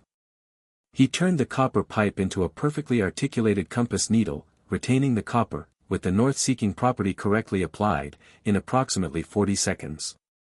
It took him another 20 seconds to realize that the north-seeking property required understanding which direction was north in this specific room, which involved a brief consultation with the castle's awareness that was becoming increasingly natural and slightly uncanny. McGonagall picked up the compass needle and looked at it for 5 seconds. Then she set it down. Acceptable, she said, which, he would learn, was approximately the highest praise in her vocabulary. From 2 seats over, Ron Weasley, who'd been struggling with his match, muttered, "Bloody hell." Neville had finally turned his match into a very decent needle. He looked at it with the specific expression of someone who'd been told for years they couldn't do something and had just done it, and Harry caught his eye and nodded, and Neville's expression went from quiet surprise to something that was going to become confidence eventually, given the right conditions. Defense against the dark arts was 3rd period. Quirrell's classroom smelled heavily of garlic. The turban was enormous and poorly wound, and Harry could feel, not metaphorically, but as a literal physical sensation, a pressure at the back of his skull that the ring amplified the way an antenna amplifies a signal, the presence behind it. Like standing next to a door with something very cold behind it. Not necessarily malevolent at this distance, just profoundly, specifically wrong in the way that dark magic had a wrongness that was structural rather than just morally uncomfortable. Quirrell stuttered through the introduction. The stutter was real, Harry thought, genuine anxiety, genuine discomfort, the performance of a man who was hosting something that wanted to be elsewhere and was taking it out on him in small, constant ways. Harry felt something close to sympathy, then set it aside, because sympathy without information was expensive. The class was introductory. Theory of defensive magic, basic principles of magical defense, discussion of common nonverbal threats and their visual indicators. Harry listened with one layer of his attention and used the other layer to study Quirrell directly, the way he moved, the way he held his wand arm slightly close to his body, the way his eyes tracked around the room with a quality that was not exactly Quirrell's quality of attention. The presence in the turban was watching the class with its own intelligence, and had noticed Harry in the first 30 seconds, and had been performing not noticing ever since. It was, Harry thought, roughly similar to what Quirrell had been doing at breakfast. He raised his hand midway through the class. Quirrell stopped. His expression, under the stutter and the anxiety, went to a careful neutral. "I've been reading about counterjinx theory," Harry said pleasantly. "The Fidelius-adjacent protective spells, specifically the ones that work on blood-based sacrifice magic. The literature is a bit sparse, which I find interesting given how recently such magic was used in a significant way." The room was very quiet. Hermione's quill had stopped again. Ron was very still. Quirrell's face, both the surface of it and the quality underneath it, was doing something that took significant effort to control. "That's," stuttered Quirrell, "that's quite advanced material for a first lesson, Potter-Black," Harry said. "And I thought the theoretical framework might be useful context for the unit. Since it's relevant to recent history." He smiled, guileless. "Isn't it, Professor?" Quirrell met his gaze. Held it. For a fraction of a second, the quality of attention looking out of his eyes was not Quirrell's at all. Harry looked back.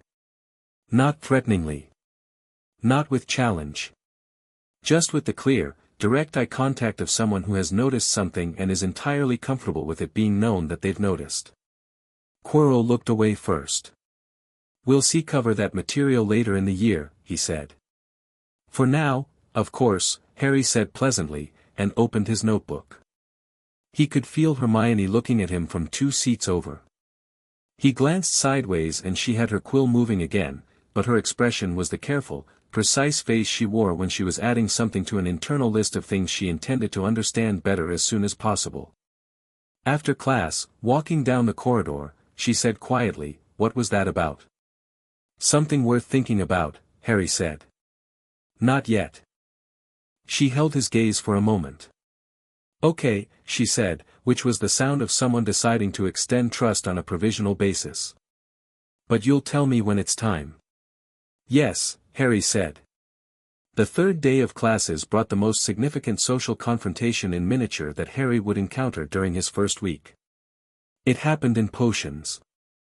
Snape entered the dungeon classroom with the quality of a person who'd built an atmosphere around himself over decades and wore it like armor, the billowing robes, the deliberate pace, the silence before he spoke that was always precisely long enough to be a demonstration of power over the room's attention. Harry studied him with genuine interest. Dorea's letter had mentioned Severus Snape only in a single paragraph, carefully written, which had told Harry 2 things, that the care with which she'd written it indicated something painful, and that whatever she'd said was accurate. She'd said, "Severus Snape loved your mother." It didn't redeem him and it didn't damn him. It simply made him complicated in the specific way that grief makes people complicated when they've carried it too long alone. Snape's eyes moved over the room and found Harry with the specific quality of someone who's been both anticipating and dreading a moment. Harry watched him absorb the ring. Watched his jaw tighten fractionally. "Potter," Snape said. "Potter-Black," Harry said, not aggressively, just accurately. A pause. "Fame clearly isn't something you shy away from." "I don't particularly seek it or shy from it," Harry said.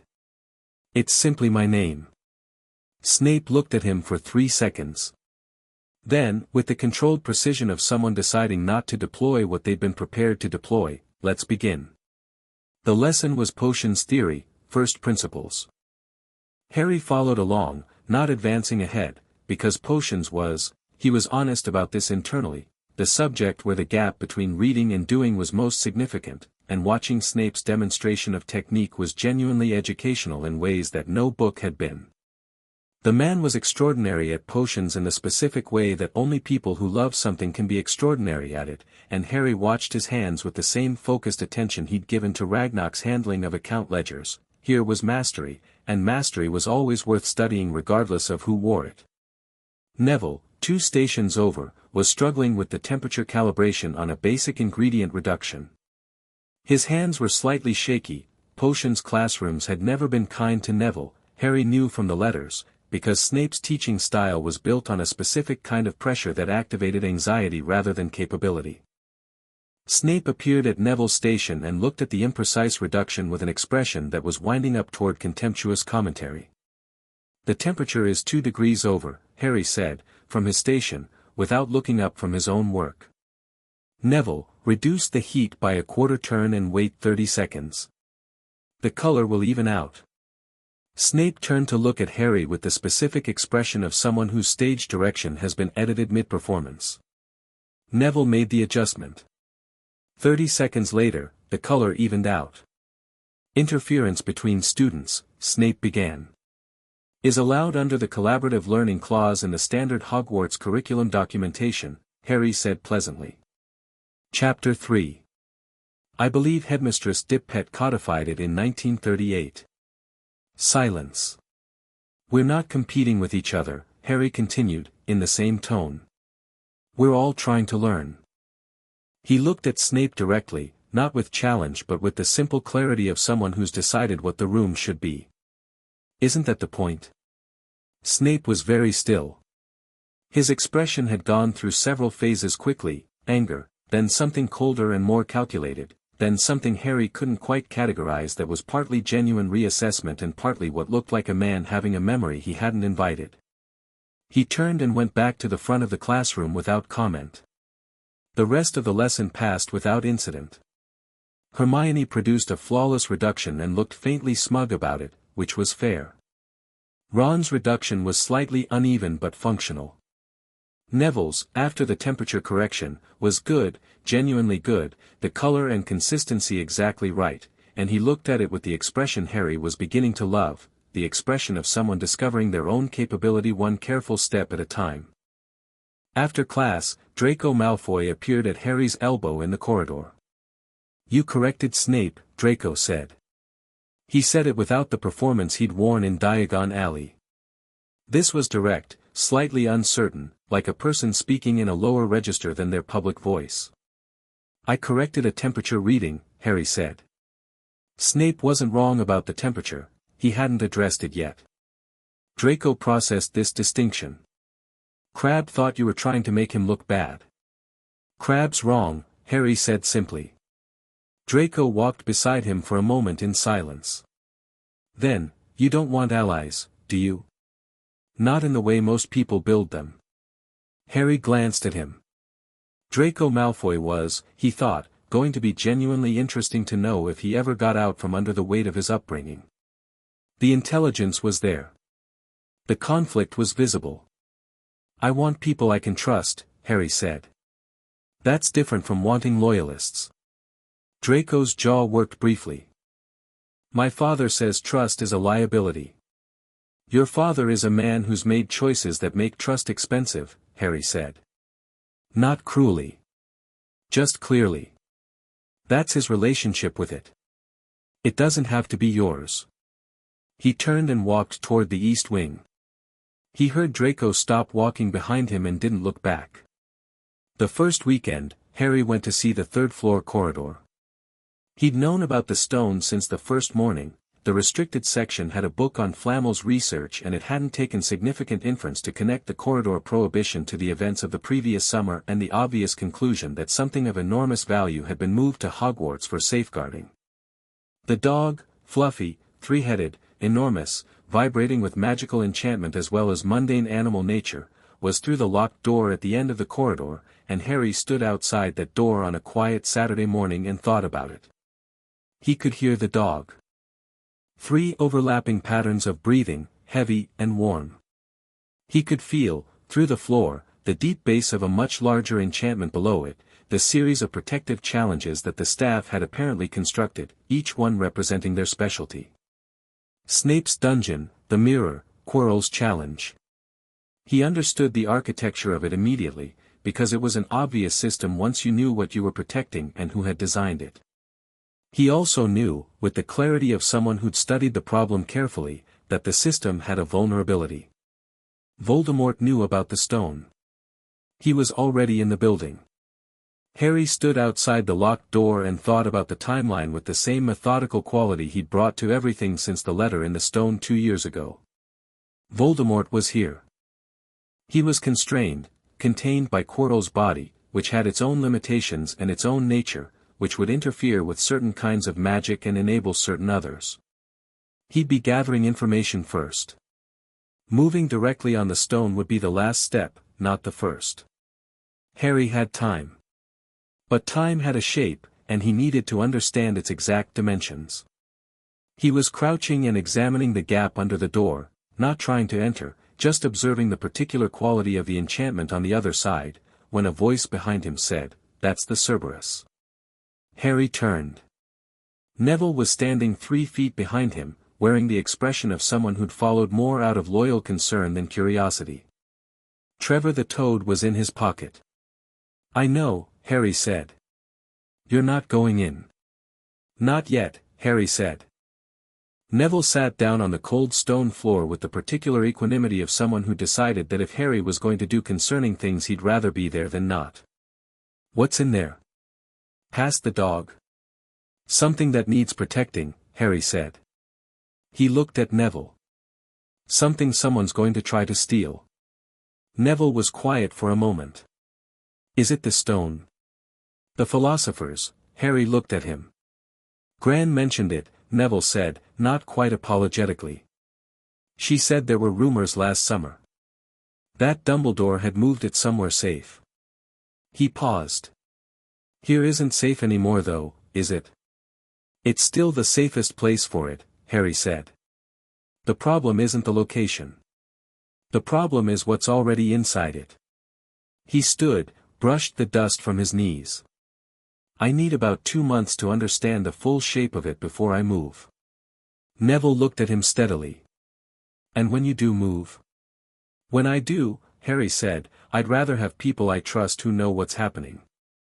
He looked at Neville with the direct quality that he'd found was the only honest register. "You don't have to be involved."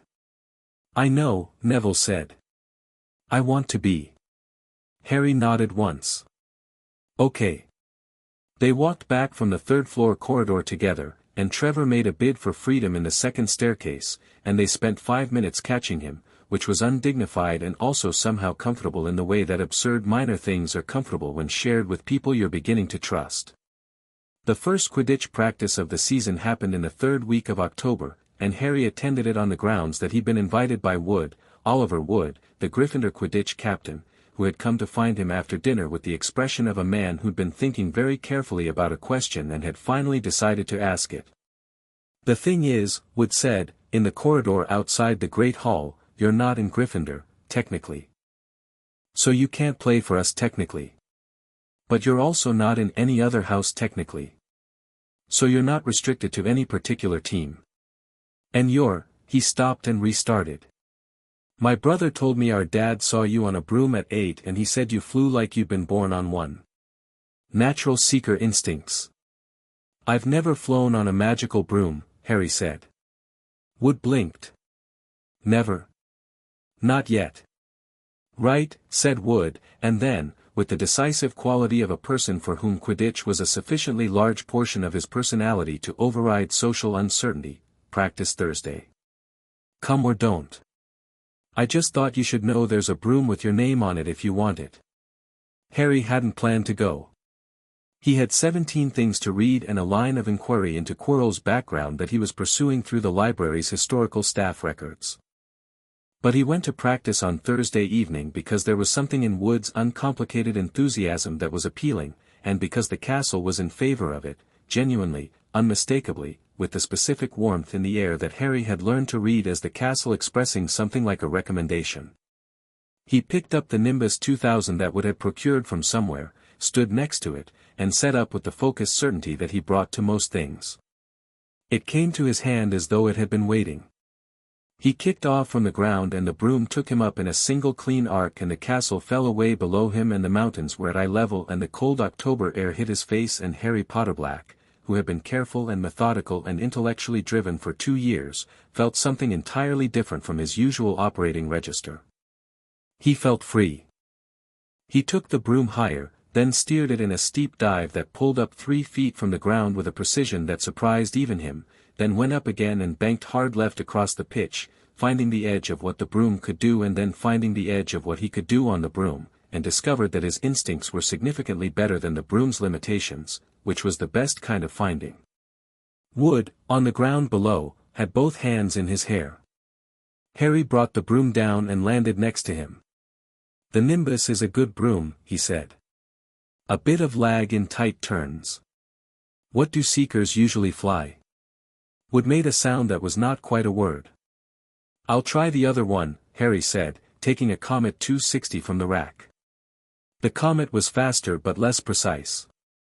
He made a note of this mentally and rode it for 20 minutes in the gathering dark while the Gryffindor team did their drills, and then spotted, on a pure instinct, a peripheral movement, a golden snitch that Wood had released at some point without announcing it, which was hovering approximately 40 feet up near the south goalpost, almost perfectly camouflaged against the darkening sky. Harry was moving before he'd decided to move. The Comet took him up in a clean diagonal, the snitch registered the approach and started evasive maneuvers, and the next 4 seconds were the best 4 seconds Harry had experienced in 11 years, pure speed, pure response, no thinking, just the movement that his body had apparently always known how to make. And then his right hand closed around the snitch at approximately 15 feet of altitude and the thing buzzed indignantly against his palm. He brought the broom down. Held up the snitch. The Gryffindor team was very quiet. "Did you just catch the snitch?" Ron said, from the far goalpost, "on your second broom?" "Yes," Harry said. "In the dark." "It was dusk," Harry said. "There's a difference." "Merlins," Ron said something else that was technically not appropriate for a school setting and then looked like he'd forgotten there was a teacher present. Wood didn't appear to have heard, because he was doing the specific maths of a person who wants very badly for a rule to be different than it is. "I could try Quidditch," Harry said thoughtfully. "I just couldn't represent a specific house. I could represent all 4. He paused. "Or none. I could play neutral." Wood looked at him with enormous complicated hope. "There's no rule against it," Wood said. "I checked. Sort of. Last night." "You checked last night?"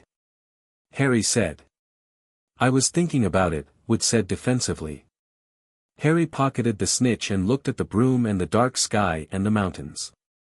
"I'll think about it," he said. He did, walking back to the East Wing. He thought about what it would mean, not for team politics, though that was a real consideration, but for what it signaled about his presence at Hogwarts. He was not a student of any house. He was, in some architectural and magical sense, the student of the whole school. Quidditch was a house sport, deeply tied to inter-house rivalry. Playing it as sovereign would be a statement. He decided he didn't particularly mind making statements when they were accurate ones. Dumbledore found him in the library on the 4th week of term. Harry had been expecting the conversation since the sorting and had been waiting with some patience for Dumbledore to decide he was ready to have it.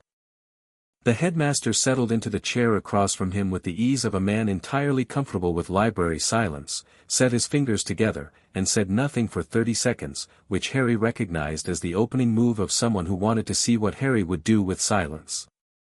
Harry turned a page. "You've been busy," Dumbledore said finally. "Yes," Harry said.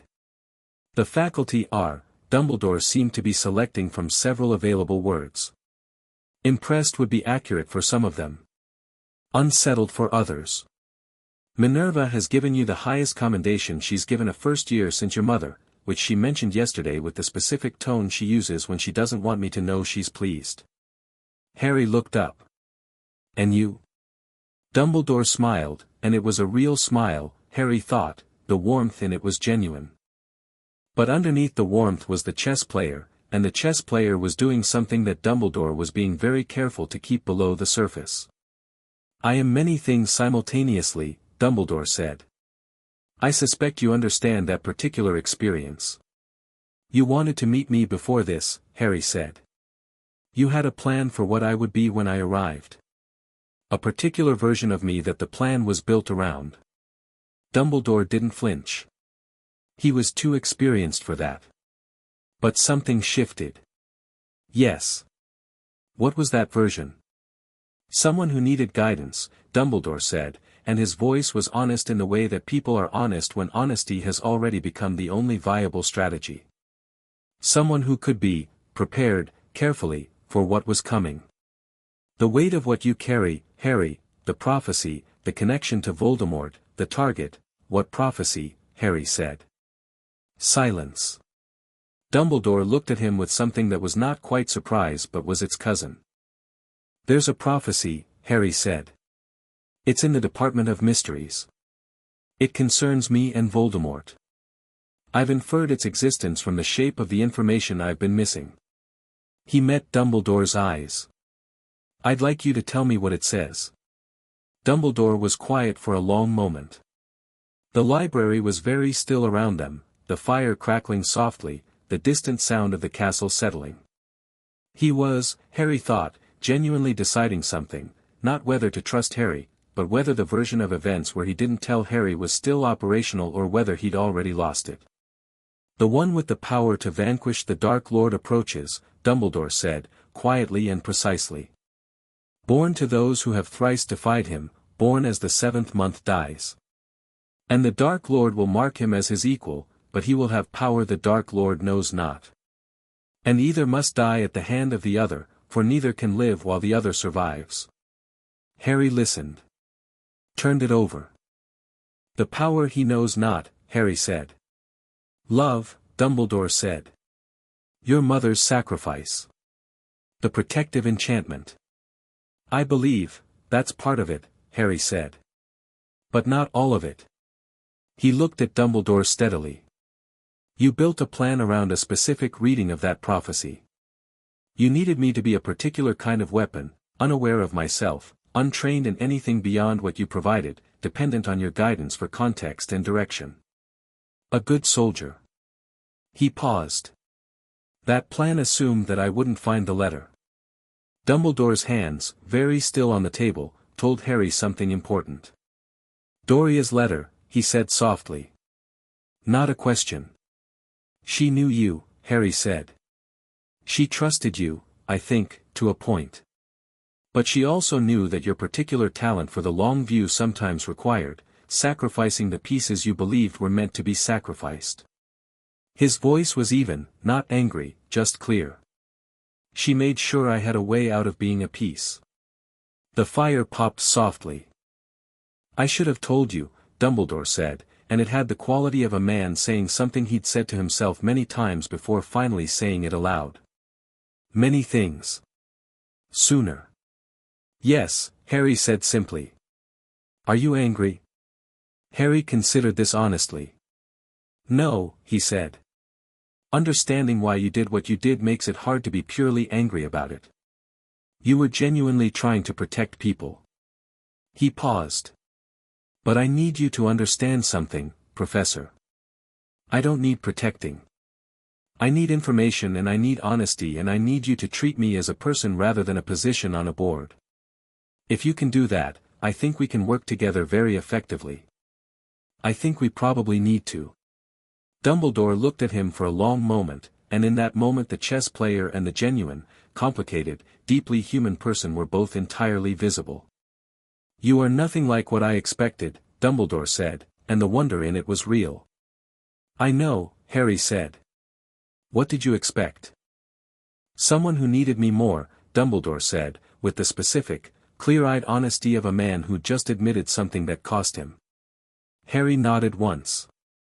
Then he picked up his book. I'm going to need the full staff analysis of the third floor protections, he said. Not the abridged version you'd give a prefect. The actual specifications, including Snape's contribution, including the mirror. A pause. Why? Dumbledore asked, carefully. Because I intend to be in the room when someone tries to take the stone, Harry said. And I'd rather have accurate information than be surprised. Another long pause. The fire. The library. I'll have it sent to your rooms, Dumbledore said. Thank you, Harry said, and turned a page. Dumbledore rose, and walked toward the door, and stopped. "Harry," he said. "For whatever it may be worth, I knew your parents. Both of them. Your mother was the sharpest mind I've encountered in 50 years of teaching. Your father had a courage that was so natural he never even called it that. And you," he was quiet for a moment. "You are, genuinely, something neither of them was alone. I find myself," he searched. "Very glad, actually, that you found that letter." Harry looked up from the book. "So am I," he said. Dumbledore left. The library settled. Harry sat in the firelight with his book and the deep hum of the castle around him, and outside the high windows, the first snow of the Scottish autumn was beginning to fall on a school that was, in every architectural and magical and ancient sense of the word, his. Chapter 4. The shape of things. November arrived with cold that had teeth in it, the kind that came off the Scottish mountains and found every gap in a cloak and made the corridors between the east wing and the main classrooms into something that required actual commitment to cross. Harry didn't mind it. The cold was clarifying in the same way that difficult problems were clarifying. It made you pay attention to what was immediately real. He'd been at Hogwarts for 2 months, and the shape of the place had settled into something he understood now, not just architecturally but socially, politically, and in the specific magical dimension that was harder to name. The castle's awareness of him had become ambient, background, like peripheral vision, something he checked the way you check the temperature of a room when you walk into it. He knew when doors were going to open before they opened. He knew when the staircases were going to move, which made navigating them significantly more efficient and occasionally allowed him to position himself on the right staircase at the right moment in ways that looked like luck from the outside. He had also, in 2 months, made himself known to every significant figure in the school in ways that were going to be impossible to unknow. Flitwick had given him the 7th-year Charms curriculum 3 weeks in and was currently co-developing with him, in their Friday afternoon one-on-ones, a modified version of the layered shielding technique from the Codex that could be taught to students below 6th year. Harry found this genuinely interesting, not just the magic but the problem of translation, of taking something that required deep instinctive understanding and building a scaffold that made it accessible. Flitwick was brilliant at this, and watching him work was educational in ways that went beyond the subject. McGonagall had stopped staging silent tests and started staging actual ones, technical transfiguration challenges she placed on his desk at the start of class without comment, increasingly complex, increasingly creative. She had not said anything about the sovereign designation beyond a single conversation in her office in the 2nd week, conducted with the precise emotional honesty of a woman who decided that anything less would be an insult to both their intelligences. She'd told him she'd known his parents, that she'd loved them in the way you loved people you'd watched make extraordinary choices, and that she intended to teach him with the same rigor and the same standards she'd applied to every student she'd ever had. "No adjustments for who you are?" Harry had asked. "Adjustments in pacing, where your ability requires it," she'd said. "No adjustments in what I expect from you. High standards are the only kind worth having." A pause. "Your mother felt the same way." He'd liked that. He'd filed it. Snape was the most complex navigation. Their dynamic had settled into something that was not warm, probably would never be warm, but was functional and occasionally, in the specific way that Snape was occasionally and briefly something other than armored, genuinely useful.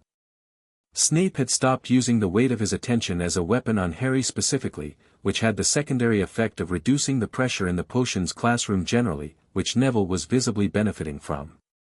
Harry thought Snape knew this and had made a calculated choice about it, and he respected the calculation even if he didn't entirely understand its basis yet. Quirrell was the constant low note. Harry watched him every lesson and through every staff dinner and had compiled, in a small composition book that he kept in the internal pocket of his robes and which was warded against any reader but himself, a timeline of Quirrell's movements, behavioral anomalies, and the pattern of small magical disturbances that seemed to follow the man through the school. The timeline indicated that Quirrell was not yet moving. He was gathering information, the same way Harry was, and the presence in the turban was patient, more patient than Harry had expected, which told him something about the quality of Voldemort's particular intelligence. Dangerous things that were patient were always more dangerous than dangerous things that were urgent.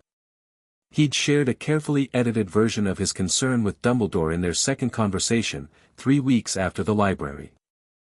Dumbledore had listened with the focused quality of someone receiving information that overlapped significantly with their own, and had neither confirmed nor denied his own awareness, which was confirmation enough. They were watching the same thing from different angles. "You're not going to move him," Harry had said. It wasn't a question.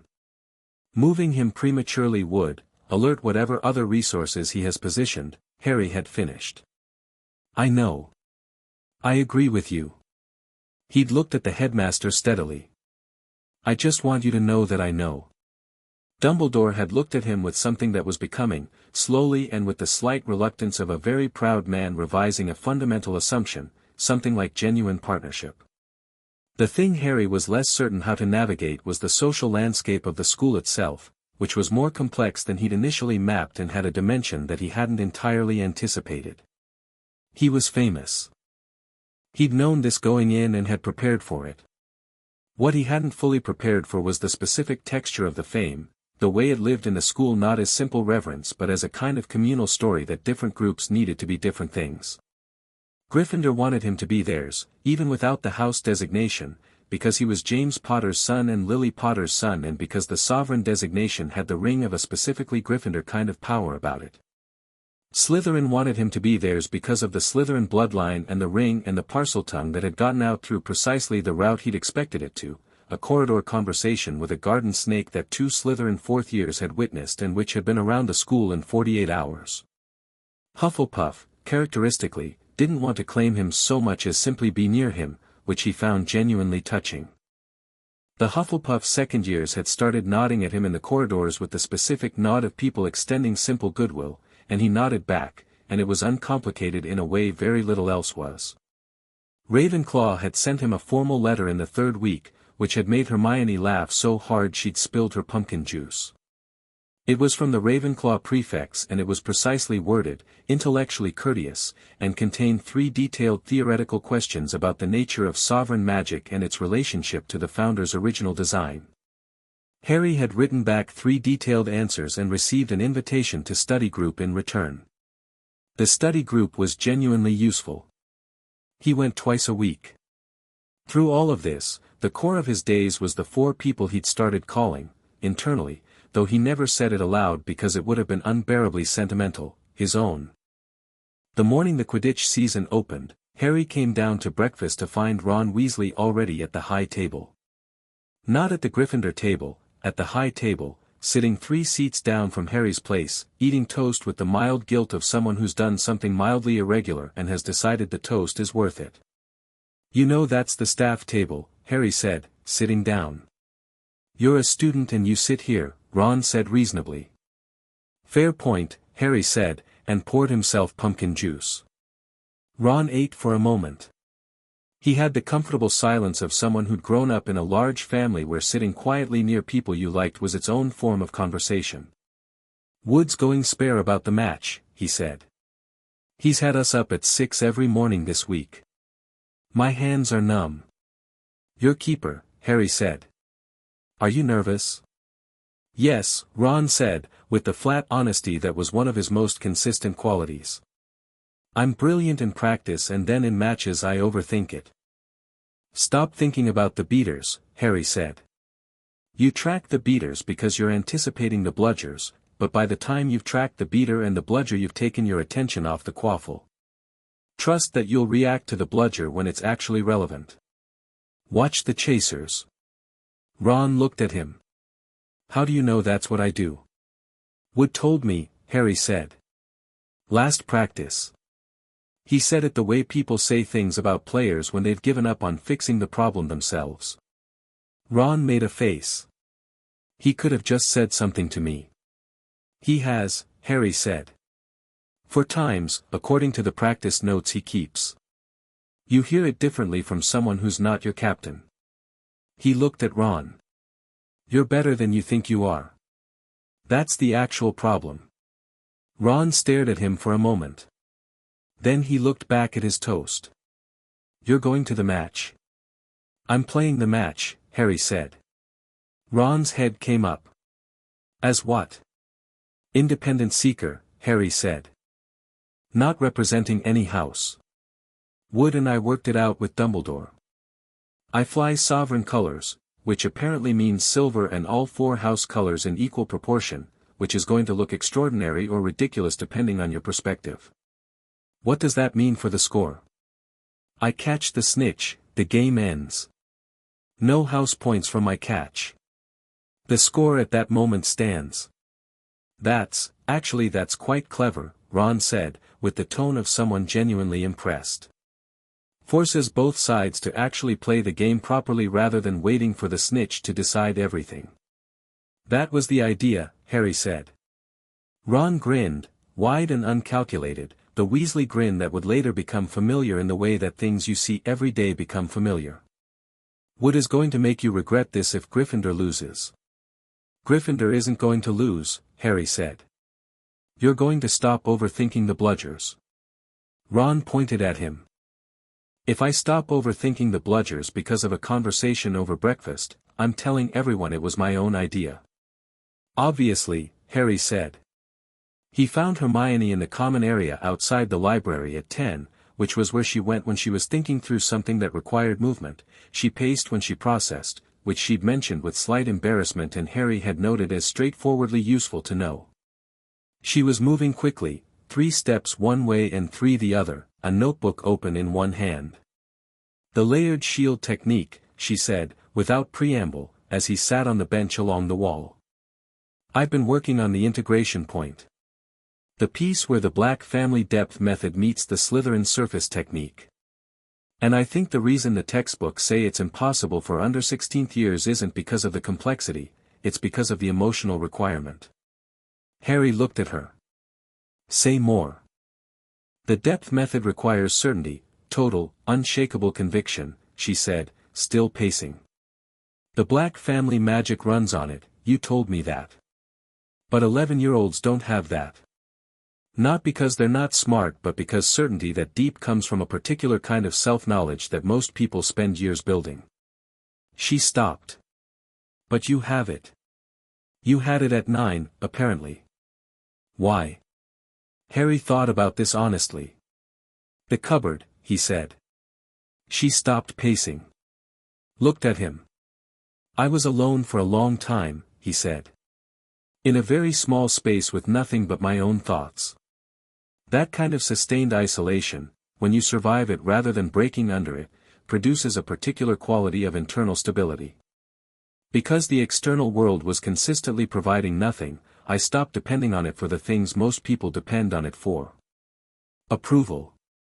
Context. A sense of who you are.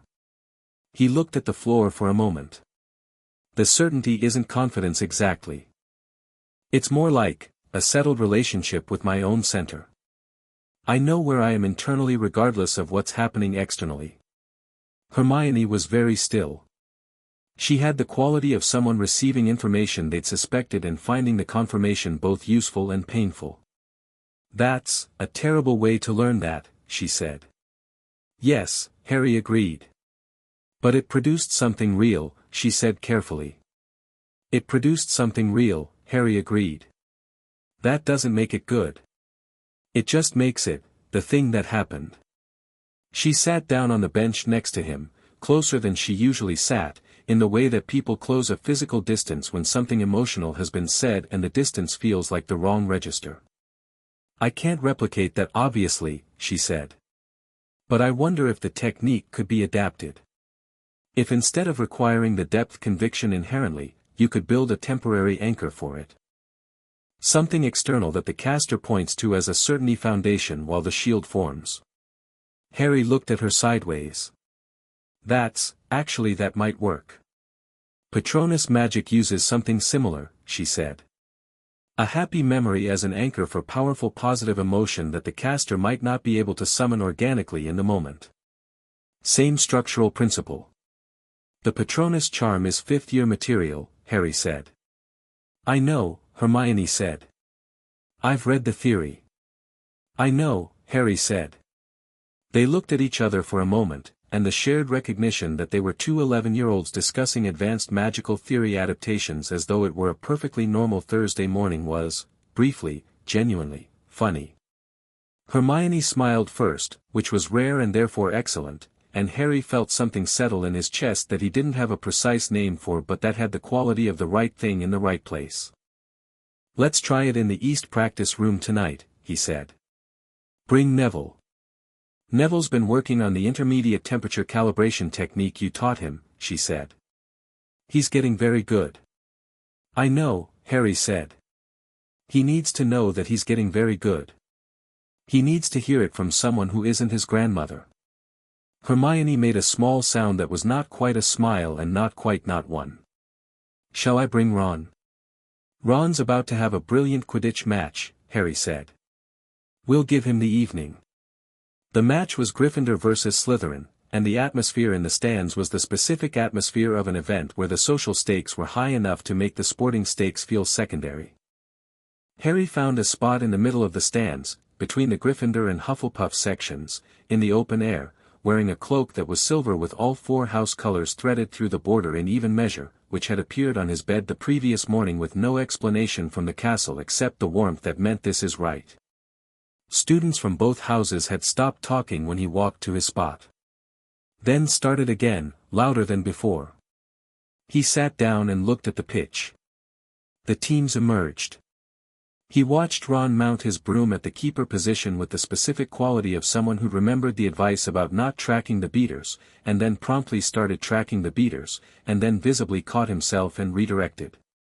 The match started fast. Gryffindor's chasers were good, genuinely good, the product of Wood's merciless practice schedule, and Slytherins were calculating, holding formation and conserving for longer runs rather than opportunistic plays. Harry watched the patterns of it with the particular quality he brought to chess problems, not following the individual pieces but tracking the structure, the shapes underneath the moves. He mounted his own broom, the Nimbus 2000 he'd borrowed from Wood, since the school didn't yet have an official sovereign designation broom, and took it up to 100 feet, above both team seekers, and watched the whole pitch from above. The Slytherin seeker, a 6th-year named Flint, barrel-chested and aggressive, immediately began trying to track Harry's altitude rather than the snitch. Harry found this straightforwardly amusing and moved to a position directly above the sun, which made him difficult to look at without squinting, and let Flint deal with that problem. The snitch appeared at 47 minutes, near the east goalpost, hovering at 50 feet. Both house seekers saw it at almost the same moment.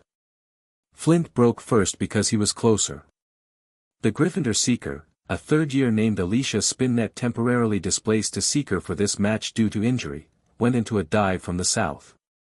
Harry was already moving. He came from above, from the sun, in a near-vertical dive that he'd been considering for approximately 3 seconds and executed with the same thoughtless certainty that had caught the snitch in the dark at practice. The pitch angled toward the ground and the snitch was a golden flicker against the green and the 2 house seekers converged on it from their respective angles and Harry cut between them in the last 10 feet, his hand closed on the snitch at 8 feet above the ground, and he pulled the broom up and out of the dive in a curve that brought him back to 100 feet in 4 seconds. The stadium was silent for about 2.5 seconds. Then it was extremely loud. Harry descended slowly and held up the snitch. The game clock read 48 minutes and 12 seconds. Gryffindor was ahead 90-70. Gryffindor won. He landed next to Wood, who was making the specific face of a person who'd gotten what they wanted and wasn't entirely sure how to feel about the way they'd gotten it. "Clean catch," Wood said, with professional fairness. "Your chasers were excellent," Harry said. "Particularly Johnson's last run before the catch. She created the spacing for the clean game." Wood looked at him for a moment. "You watched the chasers while you were watching the snitch?" "I watch everything," Harry said, which was just true. Ron came down from the goalpost end looking faintly stunned. He'd stopped 4 quaffle attempts out of 5, which Harry thought was very good for a first match, and the one that had gotten through had been a redirect off a bludger that was genuinely difficult to have anticipated. "I stopped tracking the beaters," Ron said. "I know," Harry said. "It worked," Ron said, with the tone of someone slightly annoyed that advice had worked. I mean, mostly. One got through. The redirect off the bludger was a fourth-year chaser move, Harry said. You weren't expected to stop it. You will, next time you see it. Ron was quiet for a moment. Then, you caught the snitch while watching Angelina's last chaser run. Yes. While diving from 100 feet at near vertical. Yes. Ron looked at him. You're ridiculous, he said, and it was entirely affectionate. The composure note came from the Slytherin table that night. Harry was at dinner, eating. He was always hungry after flying, more so than after most physical exertion, he'd noticed, when a folded piece of parchment arrived via the internal school owl system, which meant it had been sent from somewhere within Hogwarts. He opened it. The handwriting was Draco's. He recognized it from a seminar paper he'd seen Draco presenting in a shared history of magic session. The catch was impressive. More impressive than you needed to be. I've been thinking about what you said in Diagon Alley about judging people by their father's choices. I don't know what I'm asking. I don't know if I'm asking anything. But I wanted you to know I've been thinking about it. DM Harry read it twice. Then he set it aside and ate his dinner. After dinner he wrote back, thinking about it is enough. That's where everything starts. HPB. He sent it. An hour later a response came, my father is coming for the next Hogsmeade weekend. He's requested that I arrange an introduction. Harry read this. Then, I know. I'll be there. He folded the parchment. Draco Malfoy, he thought, was a more complex problem than anyone around him was treating him as. The ideology he'd been raised in was wrong, comprehensively, structurally wrong, but ideology absorbed in childhood had the specific gravity of things believed before the brain had fully developed the tools to question them. It didn't excuse it. It explained the work required. The question of Lucius Malfoy was different. He wrote a brief note to Ragnarok that night, asking for a summary of the current political status of the Malfoy family's Wisengamot position and their relationship with the Ministry's upper tier. He sent it with the private owl Ragnarok had provided in September and received a response 2 days later that was 4 pages and confirmed several things he'd suspected and added several he hadn't. Lucius Malfoy was intelligent, well-resourced, and had survived the fall of Voldemort by claiming coercion, the imperious defense. He was also, currently, deeply invested in knowing what Harry Potter Black was going to become and whether that becoming could be shaped to his advantage. The introduction in Hogsmeade was not about his son. It was reconnaissance. Harry thought about this with the particular equanimity he'd developed for thinking about people who were trying to use him.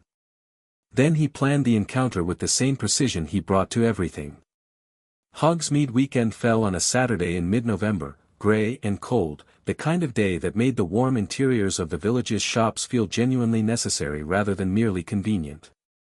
Harry walked through Hogsmeade with Neville and Hermione, who was making systematic notes on every magical establishment they passed because she'd been unable to resist the research opportunity of an actual, functioning magical village, and Neville was distracted by a window display in the magical plant supply shop that seemed to be demonstrating an accelerated growth cycle. I'll meet you at the 3 Broomsticks in an hour, Harry said. Neville looked up from the plant display. He'd already read Harry's note about the Malfoy meeting. Harry had briefed both him and Hermione the previous evening, not because he needed them present but because they'd become the people he didn't keep things from, and the adjustment was its own form of trust. Are you sure you don't want? I'm sure, Harry said. 1 hour.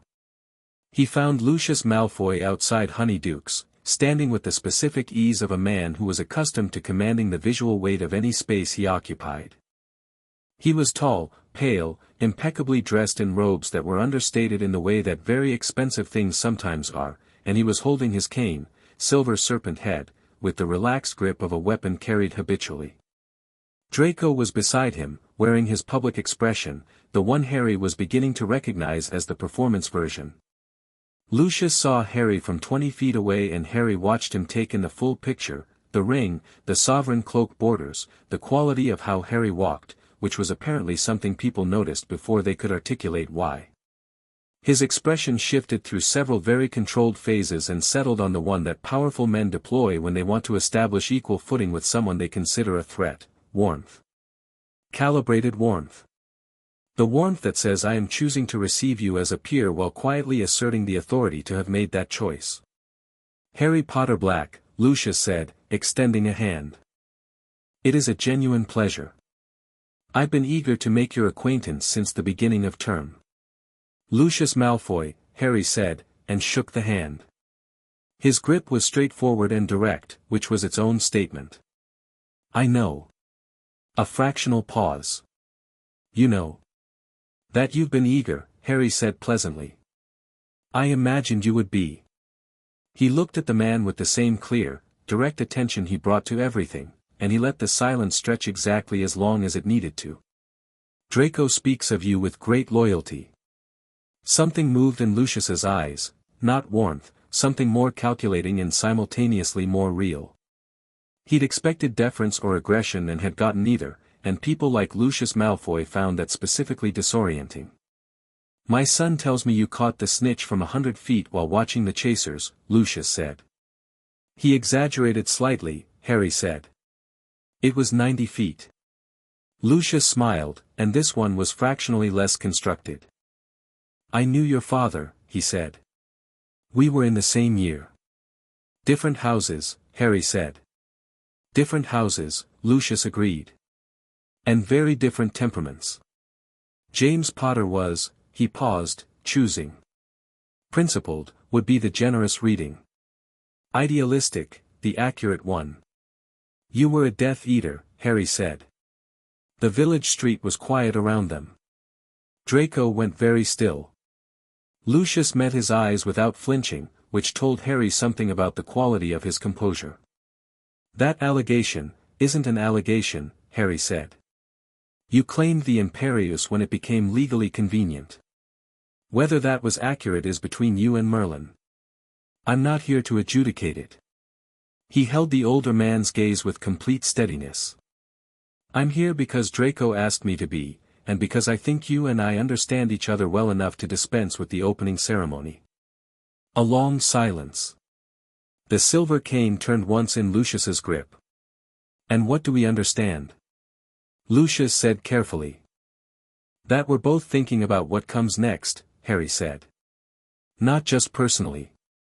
For the wizarding world. The political landscape is going to change significantly in the next few years. It always does when power structures are unstable. You're trying to determine where I fall in the new configuration. Whether I'm an asset or an obstacle. And which are you? Lucius asked, and the polish was thinner now, the intelligence underneath more visible. I'm neither, Harry said. I'm not interested in configurations that require me to be positioned. The Wisengamot seats I hold, Potter, Black, Slytherin, Gryffindor, represent a significant block of hereditary influence. I intend to use that influence for things that I decide are worth using it for. He looked at Lucius clearly. If those things align with your interests, we may find ourselves on the same side of a vote. If they don't, we won't. I don't make deals that require me to pre-commit. Lucius looked at him for a long time. He was, Harry thought, genuinely processing, not the practice processing of performance, but the real kind, the kind that meant something had happened that required actual recalibration. You're 11 years old, Lucius said, and for the first time there was something almost wondering in it under the polish. Yes, Harry said. Imagine what I'll be at 30. Draco made a sound that was very carefully not a laugh. Lucius looked at his son, then back at Harry, and the thing in his expression was complex, political wariness and genuine, reluctant fascination operating at the same frequency. You'll be, he stopped. Started again. You're not what anyone expected. I know, Harry said. It keeps coming up. He looked at Draco. I'll see you at dinner. Draco met his gaze with an expression that was, for the first time, entirely unperformed. Something raw and young and slightly overwhelmed, quickly recovered. Yes, he said. Right. Harry nodded to Lucius, the nod of one equal to another, not a bow, not an acknowledgement of hierarchy, and walked toward the 3 broomsticks. Behind him, he heard Lucius say something to Draco in a quiet voice, and Draco's reply, equally quiet. He didn't try to catch the words. He didn't need to. Hermione was waiting at the 3 broomsticks with 3 butterbeers and an expression that told him she'd been thinking very quickly for the past hour. "How did it go?" she said. "Effectively," Harry said, sitting down and picking up the butterbeer, which was extraordinary, warm and sweet and faintly alcoholic in a way that he suspected was technically not supposed to be available to first years but which Madame Rosmerta had provided anyway, with the specific expression of a woman who had looked at him and decided the rules were flexible. "He's going to think about you constantly now," Hermione said. "Lucius Malfoy. You've given him enough to be interesting without giving him enough to be predictable." "That was the intention," Harry said. "Draco's going to be difficult for a while," she said. "Draco's been difficult since September," Harry said. "The difference now is that he's doing it more honestly. He drank the butterbeer. He's fighting with something real. That's better than the performance." Neville arrived, slightly breathless, carrying a small paper bag from the plant shop. "They had fanged geranium seeds on half price," he said, as though this explained everything, then sat down and looked at both of them. "Did it go all right?" "Yes," Harry said. "Lucius Malfoy didn't try to hex you or anything?" "Not even slightly," Harry said. "Oh," Neville said, then seemed to think about this. "Is that better or worse?" "Better," Harry said. "A person who wants to hex you is predictable. A person who wants to understand you is complicated but navigable." Neville nodded, apparently satisfied, and opened his paper bag to show Hermione the fanged geranium seeds, and she expressed precisely calibrated interest, genuine, but containing at least 2 follow-up questions. "And the 3 broomsticks was warm and the butterbeer was warm and outside the grey November pressed against the windows and Harry sat with his friends and felt the specific quiet fullness of a day that had gone the way it should. The practice room in the East Wing became their place. It wasn't designated as such, it was a standard practice room, flagstone floor and high ceiling, with torch brackets on the walls and the specific acoustics of a room designed to contain spells safely. Harry had found it in the first week when the castle had led him to it, and it had gradually become the room where the 4 of them worked in the evenings, 3 or 4 times a week, with the informal quality of a study group that had stopped needing the formal study group structure. Hermione was the one who kept the session structured. She'd arrive with a list, always, and if no one had a specific focus she'd produce the list and they'd work through it with the brisk efficiency of someone who found productivity inherently satisfying. Harry found this both useful and slightly amusing, and had learned not to mention the amusement because Hermione could hear it even when it wasn't in his voice. Ron had started coming 3 weeks in, after a charms session where he'd accidentally produced an extremely powerful lighting hex instead of a Lumos charm and Harry had redirected it into the wall rather than letting it hit the ceiling which would have brought half the stone coping down. Ron had looked at him afterward with an expression of equal parts gratitude and wounded pride and said, "I feel like I should be better at this than I am." "You're better at it than you know," Harry had said. "You just need the right environment." "What environment?" "One where making a mistake isn't a disaster," Harry had said simply, and that had been enough. Ron's magic, Harry had found, was naturally very powerful but wildly undisciplined in the way that powerful things sometimes were. The spell intent was strong but the channeling was imprecise. In the practice room, without the pressure of class performance and Hermione's visible competence and teachers watching, he improved at a rate that was, frankly, impressive. He wasn't going to be top of the class.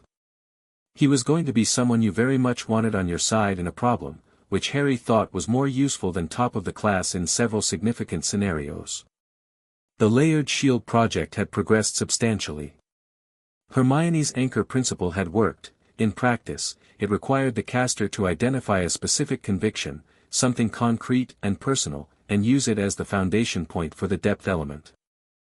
Harry had demonstrated it 3 times, building the layered shield in real time and narrating his internal process as he did, and Hermione had translated it into written instructions with the clean precision of someone for whom the movement between understanding and communication was almost instantaneous.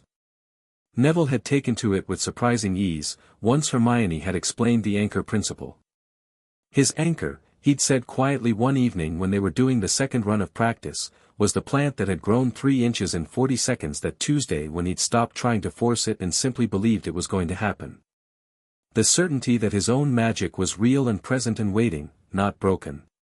The shield he'd built had been the most even of anyone's outside Harry's. They'd all looked at it for a moment. Then Ron had said, "That's brilliant, mate," with complete sincerity, and Neville had looked at the shield and then at his own hands with the expression that Harry filed as one of the most worthwhile things he'd witnessed. He found the evidence on a Wednesday in mid-November, which was unremarkable as Wednesdays went until it wasn't.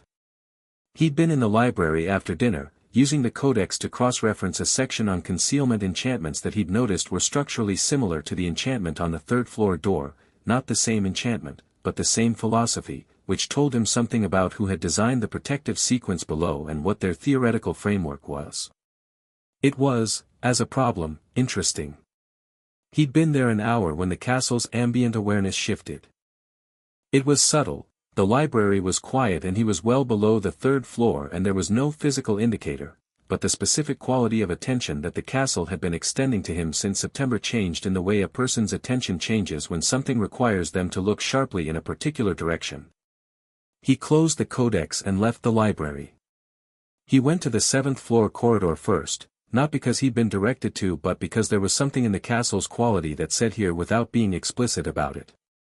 He found the corridor empty. He stood still and listened, not with his ears, with the wider awareness that had developed alongside his relationship with the building, the sense of the castle's moods and movements. There was something wrong on the 3rd floor. Not immediate. Not emergency now. But a wrongness of a kind that hadn't been present before, a pressure at the edges of the protective enchantment sequence that felt like something testing. Not breaking through. Just, checking the seams. He went to the 3rd floor. The corridor was empty and silent, the locked door intact. He stood outside it and focused, the way you focus on a sound at the edge of hearing. The three-headed breathing was present, even, undisturbed. Whatever had been checking the seams had already moved. He went back to his rooms and sat at his desk and wrote in the composition book for 40 minutes, timeline, anomaly, nature of the detection, estimated capacity based on what he knew of Voldemort's current state. Then he wrote a note. He sent the note to Dumbledore that night. Dumbledore's response arrived within the hour, "I know. Thank you for telling me. Additional enchantments will be in place by morning. Trust your instincts, Harry. They are, I am finding, considerably more reliable than mine." Harry read it twice. Folded it. Put it in the composition book. Sat in his East Wing rooms with the fire and the dark lake outside the window and thought about timing. Voldemort was testing. Not moving yet. The patience was real, the patience of a being who had lived beyond his own death and had therefore developed a relationship with time that most people didn't have. He would wait until the moment was right. He would calculate until calculation was complete. And then he would move fast. Harry needed to be ready before fast. He pulled the composition book back out and opened it to the timeline. Ran through it again. The pattern had a shape, he could see it, the way you can see the structure of a piece of music if you read the notation carefully. Each anomaly, each disturbance, each small testing pressure on the enchantments, a sequence. A building sequence.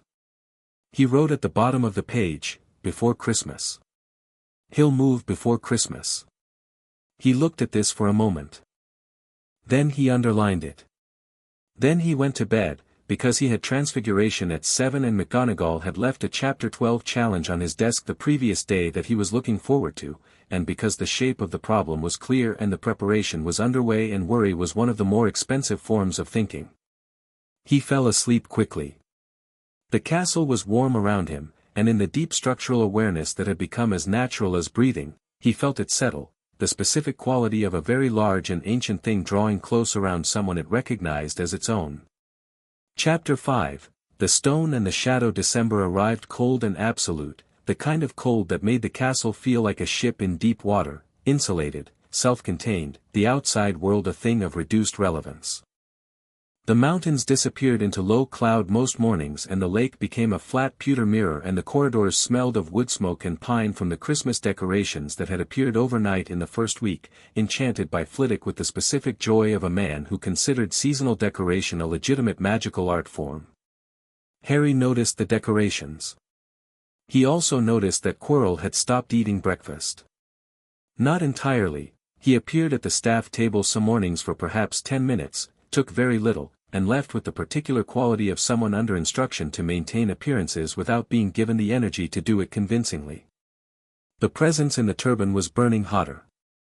Harry could feel it from across the hall now, a low pressure behind his eyes, like barometric change before a storm. He added this to the composition book on a Tuesday morning and underlined the entry twice. Before Christmas had been accurate. He could feel the timeline compressing. He'd spent the first 2 weeks of December doing 3 things simultaneously. The first was maintaining the ordinary texture of term, classes, the practice room, meals, the Ravenclaw study group on Thursday evenings, because normalcy had strategic value when something was watching you, and Voldemort, through Quirrell, was watching.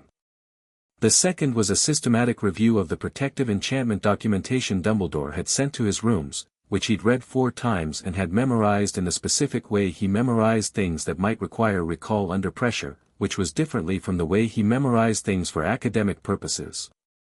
The third was a series of conversations.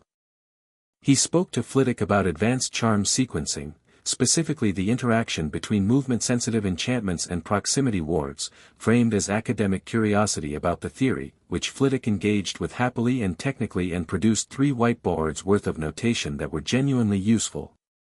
He spoke to Sprout about magical plant properties, specifically Devil's Snare, with the specific angle of a student who'd found an interesting passage in a botany text. Sprout was warm and thorough and told him considerably more than the curriculum required, including the precise light conditions that triggered the plant's retreat response. He reviewed the chess theory section in the library's recreational magic section, which seemed oblique until you considered that the chess challenge in the sequence was designed by McGonagall, and McGonagall's chess theory, he'd learned this from a casual comment she'd made in their third one-on-one, was based on the Alekhine defensive system, which prioritized positional control over material exchange. He did not tell his friends what he was planning. Not the details. This was the only thing he kept from them, and he kept it for a specific reason. If Voldemort was watching through Quirrell, then any information he gave to people who were regularly near him was information he was effectively giving to Quirrell. The broad shape of the situation, that something was coming, that they should be careful, he'd communicated in the practice room one evening in the second week of December in terms that were clear without being specific. Something's going to happen before the holidays, he'd said, during a break from the shield work, in the comfortable quiet of people who'd been working together for months. I don't want any of you on the 3rd floor or near Quirrell's office at night. Not for any reason. Ron had been about to ask a question and then hadn't, which was the sound of someone who'd learned that Harry didn't say things like this for theater. Neville had nodded with the quiet seriousness that had become his register for serious things. Hermione had looked at him for a long moment. "You're going in yourself," she said. Eventually, Harry said. "Harry, I know what I'm doing," he said. Not dismissively. With the quality that he'd found was the only honest response to her concern, which was genuine acknowledgement of the concern and then the accurate statement of his position. "I've been preparing for 2 months. I have the information I need. And it needs to be me, not for dramatic reasons, because of how the magic works. The Gryffindor Vault letter said the school would know me. That means the protections respond differently to me than to anyone else." "You don't know that," Hermione said. "I'm fairly certain," Harry said. "Fairly certain is not the same as certain," he finished. "I know. I'm working with the information I have." He looked at her. "Hermione. I'm not going in uninformed and I'm not going in alone if I can avoid it. I'm going in when I understand the timing and the conditions well enough to have a reasonable expectation of success. That's different from recklessness. She held his gaze for a long moment. The fire popped softly. Tell me when, she said finally. Before you go in. Tell me when. Yes, he said. That had been 8 days ago. The timeline had compressed further since. On the Thursday before the end of term, Quirrell didn't come to dinner at all. Harry sat at the high table and ate his food and maintained the outward texture of a normal Thursday and internally felt the shape of the evening shift into something specific and present. Dumbledore was at dinner. He was talking to McGonagall about something administrative, and his body language was the body language of a man who was also listening to something else, the way musicians sometimes carry on conversations while internally tracking music. He glanced at Harry once, briefly, and Harry received the glance and held it for exactly 1 second before Dumbledore looked away. I know, the glance said. So do I, Harry sent back in the language of stillness. After dinner, Harry went to his rooms. He sat at his desk for 10 minutes, doing nothing, which was not emptiness but a specific kind of internal arrangement, the moving of things into order before something significant, like clearing a workspace. He thought about what was below the 3rd floor. The sequence, the dog, the devil's snare, the flying keys, the chess set, the troll, incapacitated, according to the documentation, which he expected was still accurate but planned to confirm, Snape's potions puzzle, and finally the mirror of Erist. The mirror was the piece that mattered most. He understood the mirror. He'd read about it in the library. The enchantment was Dumbledore's own design, genuinely brilliant, built on the principle that the stone would only reveal itself to someone who wanted to find it but not use it. The perfect defense against someone motivated by greed or ambition. He understood what it would show him when he stood before it, what a mirror that showed the deepest desire of the heart would show to a boy who'd spent 9 years in a cupboard having personhood consistently denied. He knew what he wanted, at the deepest level. He'd known it since the night he'd read Dorea's letter. He'd held it, examined it, made peace with it. Not fixed it, you didn't fix that kind of want, it wasn't broken, it was real. But he'd integrated it. He understood it as part of himself without being controlled by it. He thought he could stand in front of the mirror and find the stone because wanting something and being ruled by it were different things, and he'd spent 2 years learning the difference. He also thought, and this was the thing he'd been sitting with for a week, that there was a possibility Voldemort had worked out the mirror's secret. Not the mechanism, but the principle. And if he had, and if he'd worked out a way around it, then Harry arriving at the mirror and finding it already empty would be a specific kind of failure that had specific consequences. He needed to be there before Voldemort. He needed to be there tonight. He wrote 3 notes. 1 to Hermione, tonight. Don't follow. I mean it.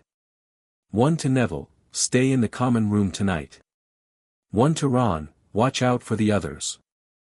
He sent them via the school owl system and then changed into dark clothes, took his wand from the case, put on the invisibility cloak that had been in the Potter vault. Dorea had mentioned it in the letter, the cloak of invisibility, one of the Deathly Hallows, which Harry had thought about considerably since first reading and had formed a view on that he wasn't going to share with anyone until he'd thought about it further, and went to the 3rd floor.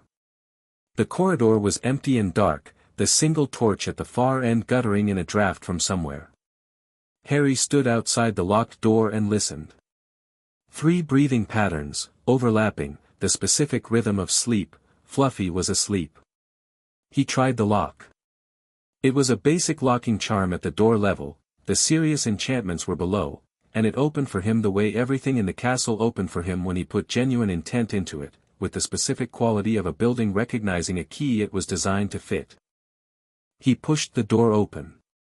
Fluffy was enormous and warm and smelled profoundly of very large dog, and was deeply asleep, which answered the question of whether Quirrell had already been here. Quirrell had been here. Music box, probably. There was a small, empty box beside the trapdoor that smelled of cedar and magic. Recent, not old. Harry looked at Fluffy for a moment. He felt something, not fear, but respect for the animal, the specific recognition of something powerful and loyal doing a job it had been given.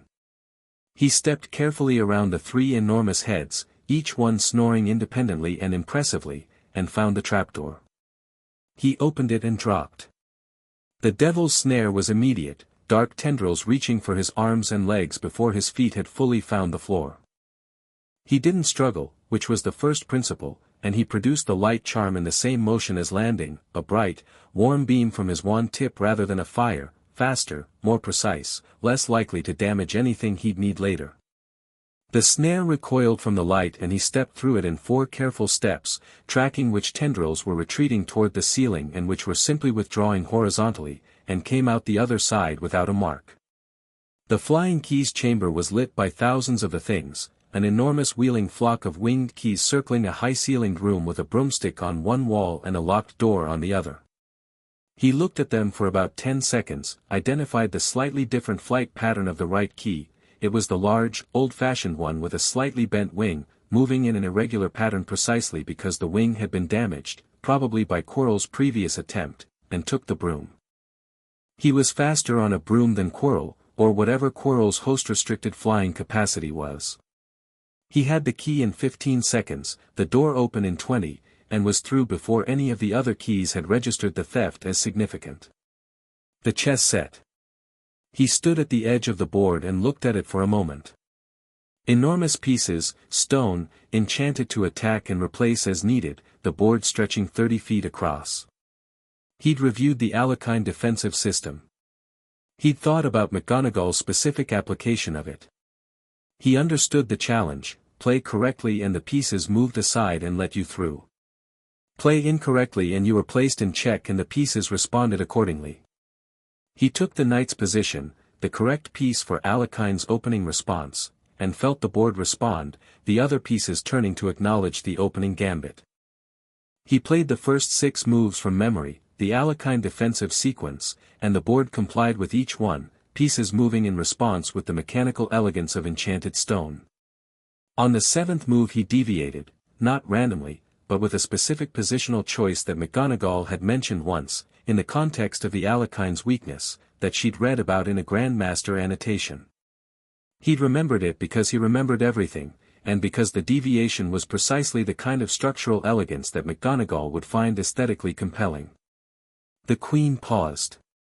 Then moved aside. The board cleared. He walked across it and through the door on the other side. The troll was incapacitated as documented, and he passed it without requiring any interaction. He felt a brief flicker of something uncomfortable about the animal. Mountain trolls were not intelligent but they were alive, and the specific quality of stupefy on a creature that large had a weight to it, and set it aside, because the problem ahead was more urgent. Snape's Potions Chamber. 7 bottles, a riddle on a card, purple fire ahead and black fire behind. He read the riddle with the specific quality of attention he brought to precise problems and found the solution in 40 seconds. The riddle was good, genuinely elegant, the kind of puzzle that rewarded careful thinking over guessing, and he felt something like appreciation for its construction while he identified the correct bottle, which was the smallest, the one that would let him proceed without the restriction of a single-dose limitation if he was careful about how he used it. He didn't use the full dose. He used approximately 2/3, which he calculated was sufficient to pass the black fire safely, pocketed the remaining third in case the return journey required it, and stepped through. The final chamber was large and quiet and lit differently than the others, softer, a glow without obvious source, the kind of light that seemed to come from the walls themselves. The mirror of Eriste stood against the far wall, exactly as he'd pictured it from the descriptions, tall, ornate framed, with the backwards inscription along the top that read, "Forward, I show not your face but your heart's desire." And Quirrell was standing in front of it. Or rather, Quirrell was standing in front of it and something else was occupying the front of the standing. The man's posture had changed entirely from the classroom stutter and anxiety performance, straight, deliberate, with the specific quality of a body being fully used by the thing inside it. He hadn't heard Harry come in, the cloak was still on, and Harry had made very little noise. Harry stood still and watched. Quirrell was staring at the mirror with an expression of intense, frustrated concentration. He couldn't see the stone in it. Harry could tell this from across the room, the body language of someone looking at a reflection that wasn't showing them what they needed. "I see it," said a voice that wasn't Quirrell's. "Not from the turban. From the mirror." Harry felt the ring flare warm against his finger and suppressed the reflex to look down at it. The voice from the mirror was like listening to something that had been a voice once and now was the memory of one, thin, with the specific quality of sound produced by something that didn't have lungs or throat or any of the biological infrastructure of speech. Cold in the way that deep water is cold, not threatening, just the absence of warmth as a fundamental property. "I see the stone," the voice said. "But I cannot take it. The mirror will not release it to me." Quirrell's reflection in the mirror showed something that was not Quirrell. Harry could see this from the angle he was standing, the reflections face a flat, snake-like distortion that he recognized from descriptions in the history books and from the specific resonance in the back of his skull that the ring was amplifying. "Master, perhaps if we need someone else," the voice said. "Someone who could find the stone without wanting to use it. Someone the mirror will trust." A pause, and then the cold voice said, with the specific quality of intelligence that had just completed a calculation, "The sovereign is here." Harry removed the cloak. He did it without drama, just reached up and took it off and folded it over his arm with the same movement he'd used to take off any other item of clothing. He was standing approximately 15 feet from Quirrell, and the full light of the chamber fell on him, and he looked at Quirrell, or at the thing using Quirrell, with the same direct, clear attention he brought to everything. "Harry Potter Black," said the voice from the mirror, and it said his full name with a quality that was part recognition and part something more complicated, something that was not quite respect but was its adjacent relative in the vocabulary of intelligence encountering intelligence. "Lord Voldemort," Harry said. Quirrell turned. The face was wrong in the specific way he'd expected. The eyes didn't sit in the face with the comfortable authenticity of a person looking out of their own features. The body was borrowed, and both the borrower and the borrowed were visible in it. "Remarkable," said Voldemort. Not from Quirrell's mouth, still from the mirror, or from the space behind the mirror, or from somewhere that wasn't precisely locatable. "You come without a plan to die." "I don't plan to die," Harry said. "Most do not. The planning is not the determining factor." A pause. "Tell me, Harry Potter Black, for bloodlines, sovereign designation, Hogwarts itself at your disposal, what does the mirror show you?" Harry looked at the mirror for the first time. He'd prepared for this. He'd thought about it carefully, had worked through the Dorea conversation in his head, had made peace, had integrated, had understood what he wanted and his relationship to wanting it. He'd been as prepared as he knew how to be. The mirror showed him a boy his own age, standing with his parents. His mother, red-haired, green-eyed, laughing at something his father had said. His father, dark-haired, glasses, an arm around his mother's shoulders with the easy familiarity of someone who'd been doing that for years. The boy, himself, standing with them, slightly taller than he was now in the reflection, with the specific quality of a person who'd been known and loved for long enough that it sat comfortably in the posture. He looked at it for 3 seconds. Felt the want, not managed, not suppressed, felt, the whole genuine depth of it, the thing that had been in the cupboard for 9 years and had remained real and alive and uncorrupted by the absence of its object. Then he looked away. Because that was not what he was here for. And wanting something was not the same as being ruled by it. The stone was in his pocket. He'd felt it arrive, a slight additional weight, warmth against his thigh, the mirror having released it in the moment he'd looked at it with genuine want that wasn't acquisition. Not in the moment he'd stepped in front of the mirror. In the moment he'd felt the want fully and then chosen, consciously and without suppression, to look away from it. The mirror didn't require you to not want things. It required you to be bigger than what you wanted. He kept his hand away from his pocket with an effort that was entirely internal and not visible. "What do you see?" Voldemort asked. "My family," Harry said. And then, because he was not going to lie to a Dark Lord about this, honesty in a negotiation was, paradoxically, often the safest position, my parents. The dead, Voldemort said, and the voice had something in it that was not quite contempt, something more like the clinical assessment of a strategist. You mourn for people you never knew. I knew them in the way that matters, Harry said. They made me. Your mother's blood curse made you, Voldemort said. What she was is what she left you. What she felt was an accident of human sentiment. If you believed that, Harry said, you wouldn't be here. A pause. And in the pause, genuinely, Harry felt it, something shifted.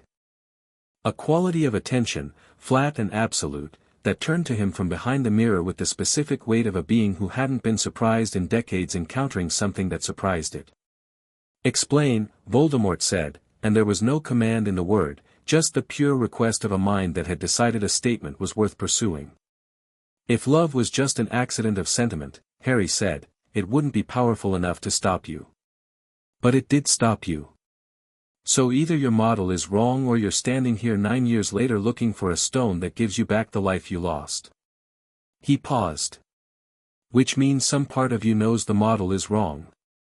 You're just not willing to adjust it because adjusting it changes what you've built your entire existence around. The chamber was very still. Quirrell hadn't moved. You are 11 years old, Voldemort said. Everyone keeps saying that, Harry said. It keeps being irrelevant. Something that was not quite a laugh, more like the recognition of irony in a being that had lost the capacity for genuine laughter, came from the mirror. The stone, Voldemort said. You have it. Yes, Harry said. You will not give it to me. No, Harry said. Then we have a problem, Voldemort said, and now the voice had the quality of something that was no longer in conversation but in assessment, and Quirrell's body shifted in the specific way that bodies shift when something is about to use them for a purpose. We have a situation, Harry said. Not a problem.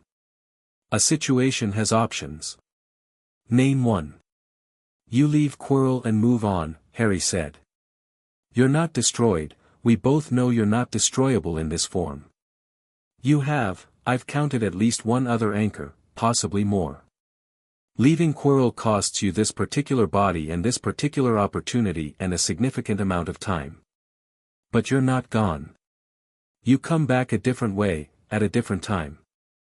And I allow you to take the stone. The stone goes back to Nicholas Flamel, Harry said. Not to Dumbledore, not to the Ministry, not to me. To its owner, with a letter of recommendation for its destruction, which I expect Flamel will act on because he's been alive for 600 years and he's tired. He'd corresponded briefly with Flamel the previous month, just 2 letters, through Ragnarok, carefully worded, and this was not a guess. The stone ceases to be a target. Silence. You've thought about this considerably, Voldemort said. Yes, Harry said. What makes you believe I accept these terms? Harry looked at the space behind the mirror, at the specific quality of the presence there, and thought about what it was he was actually looking at. Not the myth. Not the Dark Lord as the wizarding world had constructed him in the decades since his fall. The actual intelligence behind the mythology, the thing that had read every book in Hogwarts library and gone further, had found magic in the darkest places and mapped it with the precision of a cartographer, had built an ideology from his own wounds and then hidden the wounds under the ideology so thoroughly that even he had partially forgotten they were wounds. Tom Riddle, Harry thought. That was what he was talking to. Behind all of it, a boy from an orphanage who'd been told he wasn't wanted and had decided that the correct response was to become something that could never be rejected because it could never be destroyed. He understood that, in the specific way that people understand things they've lived adjacent to. Because the alternative, Harry said, is fighting me here. And you know what happens when you directly attack me. You learned it 10 years ago. He held the older being's presence with the steadiness that the composition book's note had called certainty as a black family inheritance. You're not restored yet. You're constrained by a borrowed body that's already deteriorating from the contact. You have enough power to cause me real problems. But you don't have enough to win, and you know that, because you are not stupid. He paused. And losing again, now, to me, in this room, under these conditions, that doesn't help you. The silence that followed was the longest one yet. Harry waited in it without filling it. He'd learned that from Ragnarok, the specific patience of not filling silences that belonged to the other person. The stone, Voldemort said, finally. You'll return it to Flamel. I'll have it back to him within the week, Harry said. I'll go through Gringotts. Ragnarok will hold it in transit. Dumbledore won't allow that.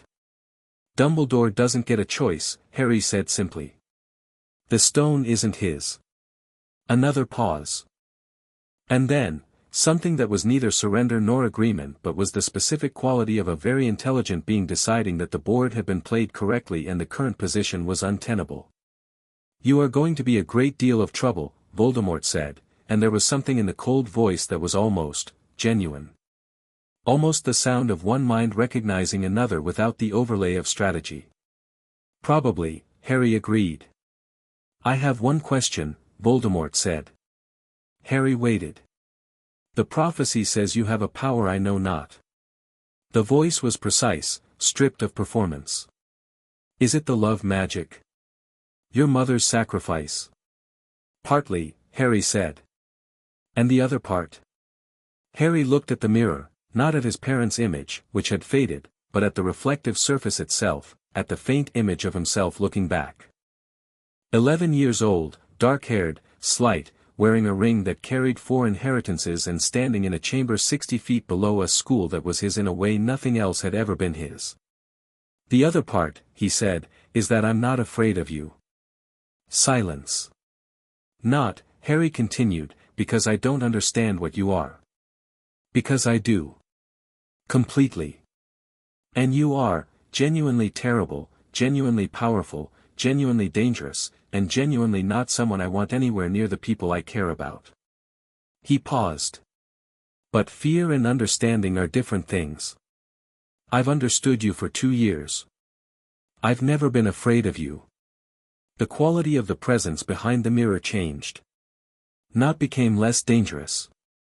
If anything, the opposite, the specific attention of something that had been assessed and assessed back, and found that the assessment was accurate, and was recalibrating accordingly. We will meet again, Voldemort said. Yes, Harry said. We will.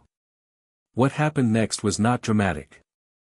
There was no explosion, no rushing darkness, no theatrical departure. Quirrell simply collapsed. The marionette drop of a body whose strings had been cut, folding to the stone floor without the coordination of voluntary muscles. The presence behind the mirror was gone as though it had been a candle flame pinched out, and the chamber was suddenly and completely just a chamber, cold stone and a mirror and a man unconscious on the floor. Harry stood still for a moment. Then he knelt beside Quirrell and checked his pulse, which was present but weak, and conjured a warming charm around him, because the man had been a host and a prisoner simultaneously and deserved, at minimum, not to be cold on the stone floor. He stood up. Took the stone from his pocket and looked at it, smaller than he'd expected, deep red, warm in the palm of his hand with the warmth of something that had been the centerpiece of someone's obsession for decades. He thought about the mirror and his parents and the specific quality of looking at something you wanted and choosing to look away, and he thought about Nicholas Flamel, 600 years old and tired. He put the stone in his inside pocket, next to the composition book. Then he looked at the mirror. He looked at it directly, frontally, with full attention and no guard up, because he was alone and this was the mirror of Eriste and he was 11 and he had just done something significant and he was going to allow himself the moment. His parents looked back at him. His mother was still laughing. His father had his arm around her. The version of himself in the reflection was a bit older, 14, maybe 15, and was standing with his parents and also with other people, slightly behind, Hermione with her notebook, Neville with Trevor the Toad, Ron with his easy grin, and others he couldn't make out clearly. Family, the mirror said, in its language of images. Not just the family you were born to. The family you built. He looked at it for the right length of time. Then he picked up his cloak and turned toward the door. I know, he said, to no one in particular, to the chamber, to the mirror, to the castle that was vibrating with a warmth so intense he could feel it in his back teeth. I know. He walked out. Dumbledore was in the corridor outside the third-floor door. He was standing with his wand lowered and his expression, Harry saw it in the torchlight as he came through the door, was the expression of a man who had been preparing for a specific outcome and had arrived to find a different one already in progress. He looked at Harry, and at the cloak under Harry's arm, and at the composed quality of Harry's face, and he did not speak for a long moment. "Quirrell needs a medical team," Harry said. "He's alive, at the bottom of the sequence. I conjured a warming charm." Dumbledore's wand was already moving, a complex summoning gesture, which Harry understood was a signal to Pomfrey's office. Then he looked at Harry again. "Are you hurt?" "No," Harry said. "And the stone?" Harry reached into his inside pocket and held it out. Dumbledore looked at it for a moment, at his own hand extended to take it, and then looked at Harry instead. "I'm sending it to Nicholas Flamel," Harry said. "Through Gringotts. Ragnarok will facilitate the transit." "Harry, it's not mine," Harry said. "It's not yours. It belongs to Flamel, and Flamel has been clear, in correspondence, that he'd like it returned so that he can make a decision about it." He held the headmaster's gaze. "He's ready to let it go." "Let him." Dumbledore looked at the stone in Harry's palm for a long moment. His expression was the specific expression of a man who has been convinced of something he'd already suspected was true but hadn't been able to say aloud. "You've been corresponding with Nicholas?" "Yes," Harry said. "Since October." "Since," Dumbledore stopped. Then, quietly, "How?" "Ragnarok facilitated the introduction," Harry said. "Flamel responded to my first letter within a week. Harry thought about the letters, which were extraordinary, the specific voice of a man 6 centuries old who had lost none of his precision and none of his warmth, who had written to an 11-year-old as an equal and been unambiguous about what he wanted done with the stone. "He's ready," Harry said. "He's been ready. He just needed someone to make the arrangement." Dumbledore lowered his extended hand. The stone stayed in Harry's palm. "You've managed this entire situation," Dumbledore said, "since October." "Since November, roughly," Harry said. "I had the outlines in October. The timeline clarified in November." The old man looked at him, and in the torchlight Harry saw something in Dumbledore's expression that he hadn't expected and that, when he saw it, mattered to him more than he anticipated: pride. Not the comfortable, strategic pride of a man pleased that his plan was working. The genuine, surprised, slightly humbling pride of someone watching another person exceed every expectation and feeling the right way about it. "Your parents," Dumbledore said softly, "would be," "Yes," Harry said. He didn't need the sentence finished. "I know." He closed his hand around the stone. "I'm going to the Ollery to write to Ragnarok," he said. "Then I'm going to bed. I have Transfiguration at 7. He paused. "Professor Quirrell." He was being used. "Whatever accountability exists for what he did under coercion, will be handled with as much fairness as the situation allows," Dumbledore said, and it was a promise, not a deflection. Harry nodded. He walked down the corridor, and the castle was warm around him, deeply, structurally warm, the specific warmth of recognition and welcome, and the stone was warm in his palm and his parents' laughter was somewhere behind his sternum in the specific place where the mirror's image had lodged, real and permanent in his. The Ollery was cold and smelled of feathers and straw, and he wrote to Ragnarok in the clear, direct sentences that the goblin preferred, and sent it with the school owl that had become, through months of correspondence, essentially his. Then he sat on the stone bench in the Ollery and looked at the night sky through the open arches, the mountains black against dark blue, a scatter of stars above the cloud line, the lake far below reflecting them in fragments. He thought about Tom Riddle in an orphanage. He thought about Dorea's letter in the stone. He thought about the mirror, and the stone, and the specific quality of choosing what you reach for and what you let be. He thought about his mother looking at death and saying, "Not my son." He thought about what it meant to inherit that. "I'm working on it," he said, to the night sky, to no one and possibly to someone. The stars didn't reply, which was fine. He hadn't needed them to. He tucked the stone more securely in his pocket, pulled his cloak around him against the Olary cold, and walked back through the sleeping castle toward the east wing, his footsteps quiet on stone that knew him, in a building that was his in every way that mattered, going home. Chapter 6, Sovereign's Court. The hospital wing at Hogwarts had the specific quality of a room that had witnessed every variety of human crisis and had developed, through sheer accumulated experience, a kind of steady institutional warmth. Madame Pomfrey ran it with the brisk precision of someone who considered healing a moral obligation rather than a service, and who extended that precision equally to students who'd fallen off brooms and students who'd apparently descended through 6 layers of protective enchantment to confront the remnant of the darkest wizard in a century. Harry had not expected to end up there. He'd gone to bed after the Olary, slept 7 hours without difficulty, woken at 6, dressed, and arrived at Transfiguration 15 minutes early to find McGonagall standing outside the door with an expression that said she knew exactly what had happened and had 3 separate emotional responses to it that she was managing in strict order of priority. The first was professional concern. Which one?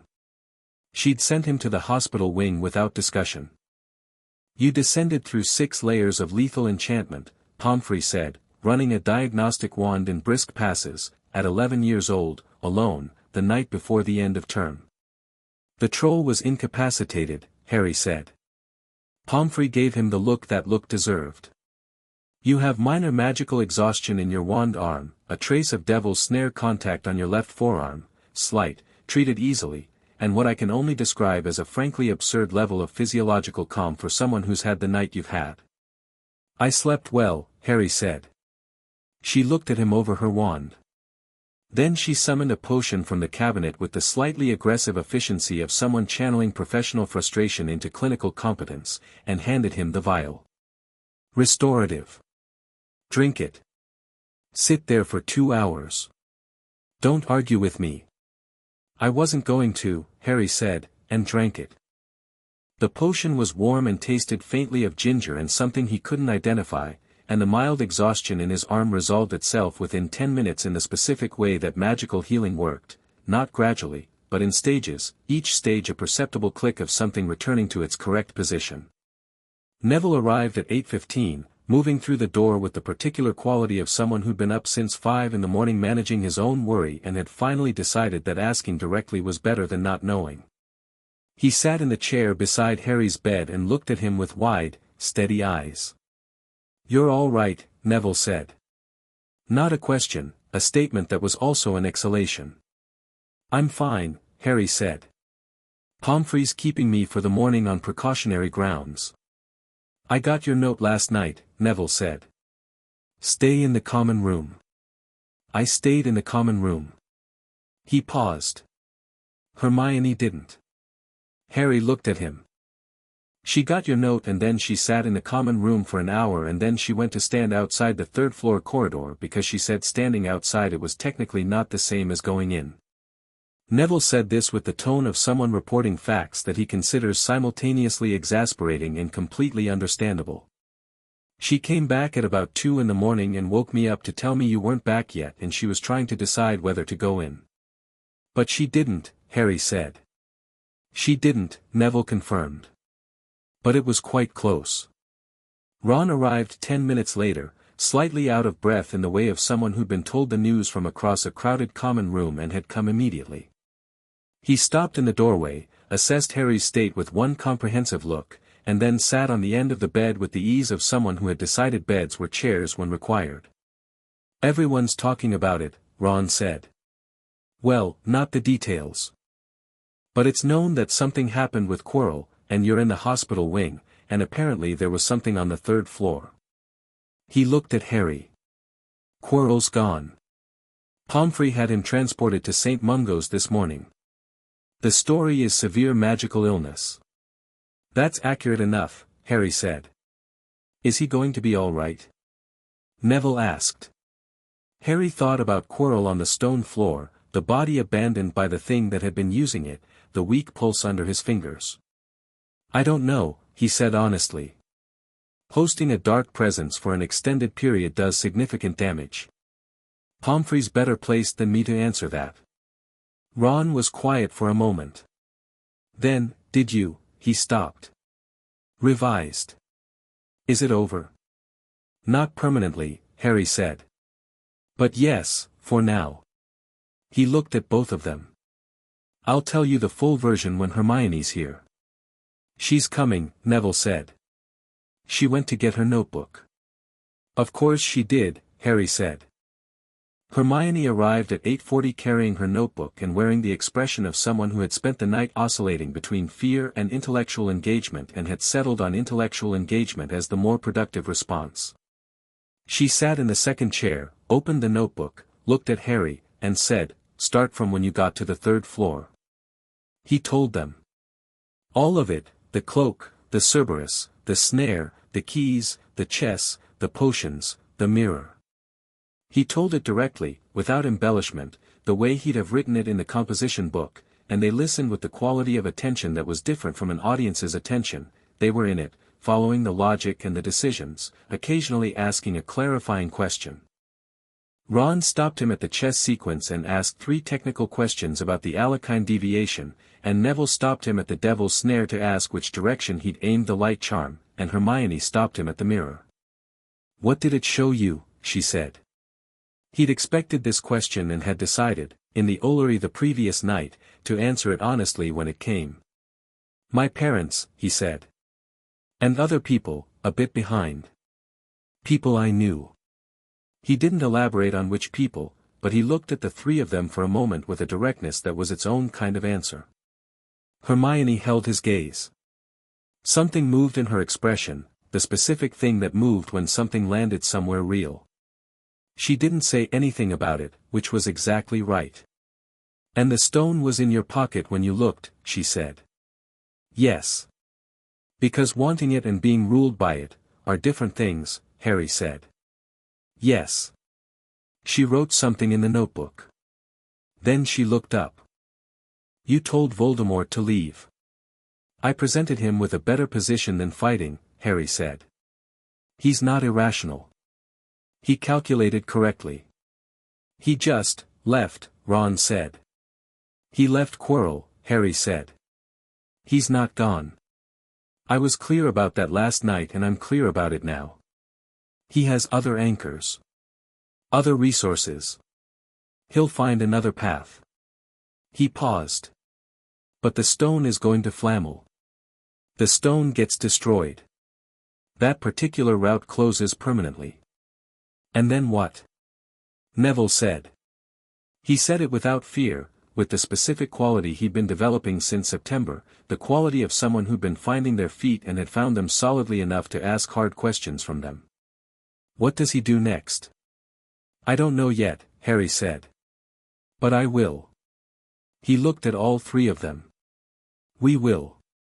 The word landed in the room the way he'd intended it to, not as a declaration of team structure but as a simple, accurate statement of what was already true. They'd been "we" since October in the practice room. This was just the first time it had been said plainly. Pomfrey reappeared at 11, did a final diagnostic sweep, and pronounced the magical exhaustion resolved. She told Harry to eat properly at lunch and sleep reasonable hours and then looked at the assembled group on and around his hospital bed with the expression of someone revising their understanding of what kind of morning this was. She went back to her office without further comment. Dumbledore came at noon. He arrived alone, without announcement, and settled into the chair Hermione had vacated. She'd taken everyone to the Great Hall for lunch at Harry's insistence that he needed 10 minutes of quiet, which was true, and also that he expected Dumbledore and wanted the conversation to happen without witnesses, which he hadn't said aloud but which Hermione had clearly understood because she'd gone without her usual battery of reasons she should stay.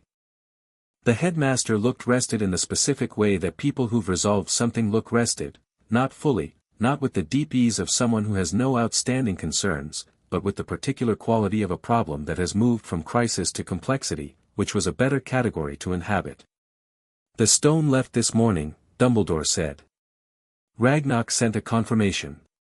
It arrived at the Flamel residence in France at 9:47. "Good," Harry said. Nicholas wrote, Dumbledore said. It was the longest letter I've received from him in 40 years. He said, among other things, that your correspondence had been the most intellectually stimulating exchange he'd had in 2 centuries, and that you were, quote, refreshingly unsentimental about very sentimental things, which from Nicholas is a specific and high compliment. Harry felt something warm and quiet settle in his chest. He wrote clearly. I appreciated that. Dumbledore was quiet for a moment. Then, I owe you an accounting, he said. Of what I knew, and what I planned, and where the gap between those 2 things put you. You don't need to do this now, Harry said. I think I do, Dumbledore said, with the particular quality of someone who decided that doing something uncomfortable was preferable to the cost of not doing it. I knew about Quirrell since late September. I suspected Voldemort's attachment to him from October. I had enchantments monitoring the corridor sequence and a plan, such as it was, that involved my own intervention at the appropriate moment. You were going to handle it yourself, Harry said. Yes. And then I received your note in November, and then your note in December, and I understood, gradually, and I'll admit with some reluctance, that my plan had been superseded. He looked at Harry over his half-moon spectacles. Not because I failed to act, but because you'd been moving 3 steps ahead of my actions since before I'd identified the problem. I found the timing window correctly, Harry said. Voldemort was testing the enchantments, I felt it through the castle. He was going to move that night regardless. If I'd waited for your intervention, we might have arrived at the same point, but later. With more chaos and less resolution, Dumbledore agreed. He folded his hands. The deal you made, the terms you offered him. You disagree with them, Harry said. Not a question. He'd anticipated this. I wonder, Dumbledore said carefully, whether you gave him too easy an exit. Harry thought about this honestly. Maybe, he said. But fighting him in a chamber below a school with my friends 40 feet above me wasn't the right moment or the right location. And the goal wasn't his destruction, that's not achievable yet, and pretending otherwise would have been reckless. The goal was the stone, and Quirrell's safety, and maintaining the position. He looked at Dumbledore steadily. He'll come back. I know that. But he comes back without the stone, without Quirrell, having recalculated around me rather than around someone he could predict. That changes his planning considerably. Dumbledore was quiet for a long moment. The sunlight moved through the hospital wing windows and lay in warm strips across the floor. You thought about his psychology, Dumbledore said. Tom Riddle's psychology, Harry said, and watched Dumbledore's expression register the name with the specific weight of someone who'd once known the boy it belonged to. Yes. He's not mystical. He's extremely intelligent and extremely damaged and extraordinarily dangerous, but he has a psychology and that psychology has predictable elements. Harry paused. He was surprised by me. That matters. A being like Voldemort factors surprise into his planning, he'll be more careful now, which is actually useful because careful is slower. And what will you do with the time? Dumbledore asked. Prepare, Harry said simply. Learn more. Build better. He met the older man's eyes. Continue the conversation we started in the library. The one about honesty and information. Dumbledore looked at him for a long moment, and the chess player and the genuine person were both fully visible, and both were oriented toward the same position. The conversation continues, Dumbledore said, and extended his hand. Harry shook it. It felt like a treaty. The last day of term had the specific quality of an ending that was also a gathering, the great hall at the final dinner full of the kind of noise that comes when people who've been together for months are about to be separated for weeks, the specific emotional compression of things needing to be said before the train tomorrow. Harry sat at the high table and ate and watched the hall with the quality of attention that had become his particular mode with this room, not surveillance, just presence, the way you're present in a place you know well. He watched Gryffindor table with Ron and Neville and Hermione. Watched Slytherin table where Draco was sitting in conversation with Blaise Zabini, his posture less performed than it had been in September, the public face slightly relaxed in the way that things relax when they've been under pressure for a long time and something has shifted in the structure. Watched Ravenclaw, where a group of third years were debating something with the focused intensity of people who'd found the right argument. Watched Hufflepuff, which was the table that always looked most like a family. Snape appeared at his elbow between the main course and pudding. This was unusual. Snape did not typically approach him at the high table, their dynamic having settled into the parallel track respect of two people who found each other useful in specific contexts without requiring warmth to underpin it. His expression was the contained expression he wore when he had something to say that he'd rehearsed several times and was still not entirely comfortable with. "You'll be staying over the holidays," Snape said. It was not quite a statement and not quite a question. "Yes," Harry said. He had no intention of returning to Privet Drive over Christmas. This had been handled, a brief, formal letter to Petunia explaining that he'd be remaining at school, to which she'd sent back a single sentence, "Fine." Which was, in Petunia's vocabulary, a kind of relief. "Several of the staff are remaining," Snape said. "The castle will be quieter." He paused, and in the pause was the specific quality of someone getting to the actual point. "I've been reviewing the potions curriculum for next term. There are accelerated options for students with demonstrable aptitude. I thought you might find them relevant." Harry looked at him. Snape was looking at the middle distance, which was his version of meeting Harry's eyes while maintaining plausible distance from the gesture. "I'd like that," Harry said. "The theory's been there since October. The practical catch-up would be useful." Snape gave the smallest possible nod, the kind that contained several things that didn't need to be said, and returned to his seat.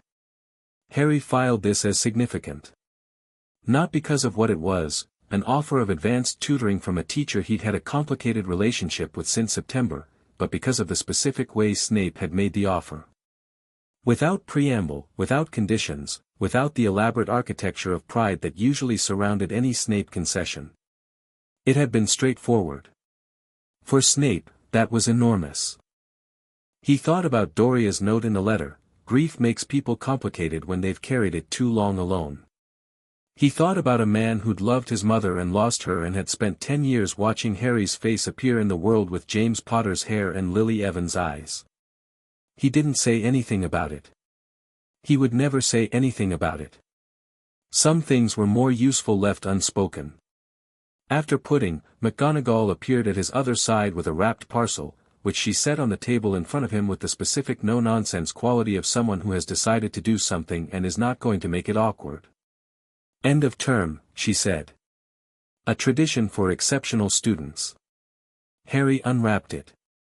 It was a book, Transfiguration, the Advanced Practitioner, by Minerva McGonagall, with her name on the cover and a handwritten inscription on the fly leaf, "For Harry James Potter-Black. Your mother would have beaten you to it by a term." He read the inscription twice. "Thank you," he said. McGonagall had already returned to her seat, back straight, expression firmly forward, and only a very observant person would have noticed the fractional softness at the corners of her eyes. He put the book in his bag with the care he gave to things that mattered. The morning of the last day was quiet in the way that days after significant events are quiet, the castle having exhaled, the term wound down, students packing in dormitories and dragging trunks down staircases with the chaotic energy of imminent departure. Harry had walked Hermione to the train, and Ron, and Neville, who had shaken his hand with both of his in a way that communicated something significant without requiring words. Hermione had been last. She'd stopped at the barrier between the platform and the Muggle side with her trunk and Crookshanks, the cat she'd acquired at the magical menagerie, which seemed to have elected her and not the other way around, an election she had accepted with the dignity of someone who found the affection real regardless of the species producing it, and she'd looked at Harry for a moment. "The mirror," she said. "What it showed you. The people behind your parents." "Yes," he said. "Were any of them?" She stopped. "Never mind. I know the answer." "Yes," he said again. She nodded once, with the precision she brought to all her most important moments. "Write to me over the holidays. I'll be working on the anchor theory extension. I think there's an application in Patronus charm theory that could make it teachable at third year. I'll look at it, he said. I know you will, she said, and wheeled her trunk through the barrier and was gone. He walked back through the station with his hands in his pockets, and the ring was warm against his finger, and the composition book was in his inside pocket beside the folded letter from the Gryffindor vault, and the train pulled away behind him making the specific sound of departure, and he stood on the platform until it was gone. The holidays changed the castle. Not physically, the corridors were the same stone and the staircases moved their same patterns and the lake was the same pewter flatness under the winter sky. But the quality of the space shifted with most of its occupants absent, became something larger and more intimate simultaneously, the way a room feels different when there are 4 people in it rather than 40. Harry found he liked it.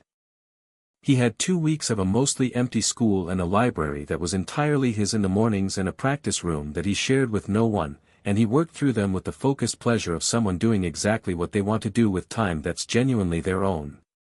He had Christmas dinner with the staff, which Dumbledore had organized in the Great Hall with the specific deliberate warmth of someone who considered the holidays an occasion for the people who stayed to constitute a different kind of community.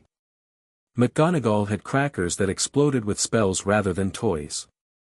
Flitwick had charmed the decorations into a performance that was technically a demonstration of 12 distinct charms applications and also, incidentally, beautiful. Sprout had brought something edible from the greenhouses that was impossible to identify but extremely good. Snape had brought a bottle of something that he set on the table without explanation and which Dumbledore poured for the adults with the expression of someone receiving a better gift than they'd expected. Harry had a glass of pumpkin juice and ate everything, and watched the staff be people rather than teachers with the genuine interest he brought to that kind of observation, and felt the warmth of the room settle around him the way the castle's awareness settled around him, ambient, present, fundamentally his. After dinner, by the fire in the staff common room that Dumbledore had opened for the evening, Flitwick fell asleep in his chair in the specific way that very small people fall asleep in large chairs, comprehensively and immediately. Sprout and McGonagall had a conversation about magical root systems that was simultaneously technical and personal in the way long friendships are. Snape sat in a corner with a book that he was not reading, which Harry noted without comment. Dumbledore settled beside Harry at the fireside with 2 cups of tea and the easy quality of someone who had decided that the evening was for something other than strategy. I spoke to the Wisengamot clerk yesterday, Dumbledore said. Your 4 hereditary seats. The formal reinstatement hearing has been scheduled for the spring. Your presence is required, technically, but the outcome is not in question. The seats have been dormant for a decade. Returning them to their hereditary holder is standard procedure. I know, Harry said. Ragnock explained the timeline. He wrapped his hands around the tea.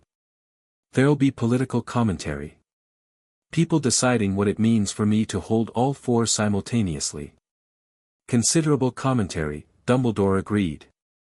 Fudge is uncertain how to position it. He's been very focused on optics since the election.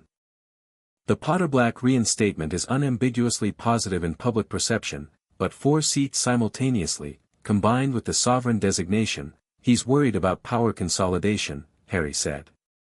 Fudge worries about power consistently, Dumbledore said, and there was a dryness in it that was not unkind but was honest. The Ministry's relationship with genuinely independent authority has never been easy. I'm not interested in running the Ministry, Harry said. I'm interested in the votes being cast correctly on things that matter. He looked at the fire. Blood status legislation. Creature rights. Education funding for Muggle-born families. The things that have been stalled for 20 years because the votes are split along lines that should have been obsolete by now. Dumbledore was quiet for a moment. Then, your grandmother Dorea was on the right side of all 3 of those issues. I know, Harry said. I read her voting record. Ragnock had it in the account documentation. He paused. She was often in the minority. She was, Dumbledore said. Particularly on creature rights.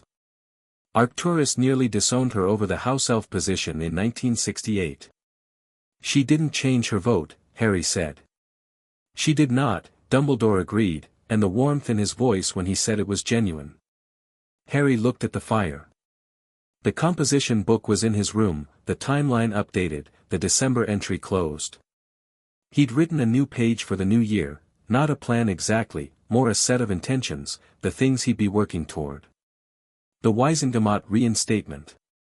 The continued preparation for Voldemort's return, which was not if but when and required treating accordingly. His second year at Hogwarts, which he expected would bring its own set of problems and intended to arrive at fully prepared. His relationships, the correspondence over the holidays, Neville's letters which were already arriving every 3 days, Hermione's which were 8 pages and theoretically dense and arrived with attached drafts of the Patronus Anchor extension which he'd read and annotated and sent back with 17 comments. He'd written to Augusta Longbottom, formally, requesting that she begin advising him on the Wizengamot process. She'd written back within 48 hours, 6 pages, single-spaced, the handwriting like ruled lines, and the correspondence had shifted from the teaching relationship of the previous 2 years into something that was more explicitly collaborative, more explicitly what it had always been underneath, 2 people with aligned interests working out how those interests could be most effectively pursued. He'd even, carefully and after considerable thought, written to Draco Malfoy. Not about anything significant, a brief note, just a few lines, asking how his holidays were and what he was reading, the kind of note you send to someone you're keeping a thread open with. Draco had written back 3 paragraphs in the slightly uncertain handwriting of someone who wasn't sure what register to use, and had mentioned a book on wizarding legal history that his grandfather had left him, and asked if Harry had read it. He had. He'd sent back his thoughts. Draco had sent back a disagreement, well argued. Harry had sent back a counter-argument. Draco had sent back a concession and a different objection. It was the most honest conversation he'd had with Draco Malfoy yet, and it had happened entirely through parchment about a subject that had nothing to do with either of their complicated histories. Threads, Harry thought. You kept the threads open. You let people find their own way through their own complications. You didn't pull or demand. You waited, and you were honest, and you stayed available. That was how things changed. Not through spectacular confrontations, though those happened too, but through the accumulated weight of small, consistent choices made correctly over time. On the last day of the holidays, Harry went to the Room of Requirement. He'd found it in the second week of December, led there by the castle's awareness in the specific way the castle sometimes offered him things, a door where there'd been a wall, a warmth in a particular direction, the sense of here without explicit instruction. He'd walked through a door on the 7th floor that hadn't been there the day before and found a room that was, whatever he needed it to be. On that first visit it had been a library, specific and targeted, containing exactly the references he'd been looking for on Horcrux theory. He hadn't shared this discovery yet. He was still working out what to do with what the library had told him. Today the room was a sitting room, fireplace, 2 chairs, warm light, the specific quality of a space designed for thinking rather than action. He sat in one of the chairs and looked at the fire and thought about Horcruxes. He'd read everything the room's library contained on the subject. It was not comfortable reading. The theory was comprehensible: split the soul, anchor it to a physical object, create a tether to existence that persisted beyond bodily death. The practice was, in every meaningful sense, monstrous. Not because of abstract principle but because of what it required, the deliberate commission of the worst kind of violence, the fracturing of something that was not designed to be fractured, the specific damage that came from treating murder as a mechanism rather than a weight. Voldemort had made at least one. Harry suspected more. The composition book had a page on this, the inference chain from Voldemort's survival, his weakened state, the specific quality of the magic remnant that had been present in Quirrell, and the conclusion was that the number was higher than 1, possibly significantly higher. This was the thing he hadn't told Dumbledore yet. Not because he was withholding it strategically. Because he was still thinking about what it meant and what to do with it, and Harry had learned that the right time to have important conversations was when he'd done sufficient thinking to be genuinely useful in them rather than simply alarming. He would tell Dumbledore after the holidays. Lay out the inference chain, the evidence, the conclusions. They'd worked through it together. That was what the treaty handshake in the hospital wing had been about, the conversation that continued, the commitment to honesty that ran in both directions. He sat with the fire and turned the problem over. The Horcruxes were the key to Voldemort's permanent defeat. Not the only key, the prophecy's power he knows not was the other half, and he'd been thinking about that too, about love as magic, about what it actually meant as a force rather than a sentiment. But the Horcruxes were the structural problem. The anchors. The reason death couldn't do its ordinary work. He'd need to find them. He'd need to destroy them. He had no idea yet how many there were or where they were or what they were, and the thought of this was not intimidating so much as it was clarifying, a problem with a shape, requiring approach, requiring patience and intelligence and time. He had time. He had two things Voldemort didn't have, the ability to wait without desperation, and people worth protecting. The fire burned quietly. Outside the room of requirement, the castle was warm and present around him, the mountains beyond its walls deep in winter white, the lake frozen at the edges and open at the center, dark under the pale sky. He pulled the composition book from his pocket and opened it to the new page, the one headed Year 2 in the clean, efficient handwriting he'd developed in the cupboard under the stairs, the handwriting of someone who'd learned early that clarity was its own form of power. He wrote for 20 minutes. Goals, timelines, research threads, conversations needed, alliances to tend. The Wisengamot seats and the legislation. The Horcrux problem and the research required. His friends and what they needed from him and what he needed from them. Voldemort's likely next moves and the preparations those moves required. Flamel's final letter, which had arrived on Christmas Eve and which had included a single paragraph at the end, separate from the rest, that Harry had read 4 times and committed to the specific part of his memory where he kept things that were important beyond their information content. You are doing what all the most extraordinary people do, eventually, you are deciding, consciously and early, that you will be the author of your own story rather than a character in someone else's. This is harder than it sounds and you are doing it at 11. I did it at 40 and it still cost me significantly. Whatever it costs you, it will be worth it. The world needs authors. It has enough characters. Harry underlined the last 2 sentences. Then he closed the composition book and sat for a moment in the warmth of the room, in the quiet of the last holiday day, with everything that was behind him and everything that was ahead of him both present and real, and felt, not contentment exactly, not satisfaction, those were the feelings of someone who'd arrived at something finished. He felt ready. Which was different. The feeling of standing at the edge of something large with the specific quality of a person who has prepared, genuinely and thoroughly, and is not afraid of what they're about to enter. He stood up. Tucked the composition book away. Felt the ring warm on his finger, all 4 colors cycling in their slow constant pattern, the castle breathing around him, the fire settling behind him as he moved toward the door. Term began on a Tuesday in January, and the school came back to itself in the way that schools do, the corridors filling, the great hall loud again at breakfast, the staircases moving with their usual mildly unpredictable energy.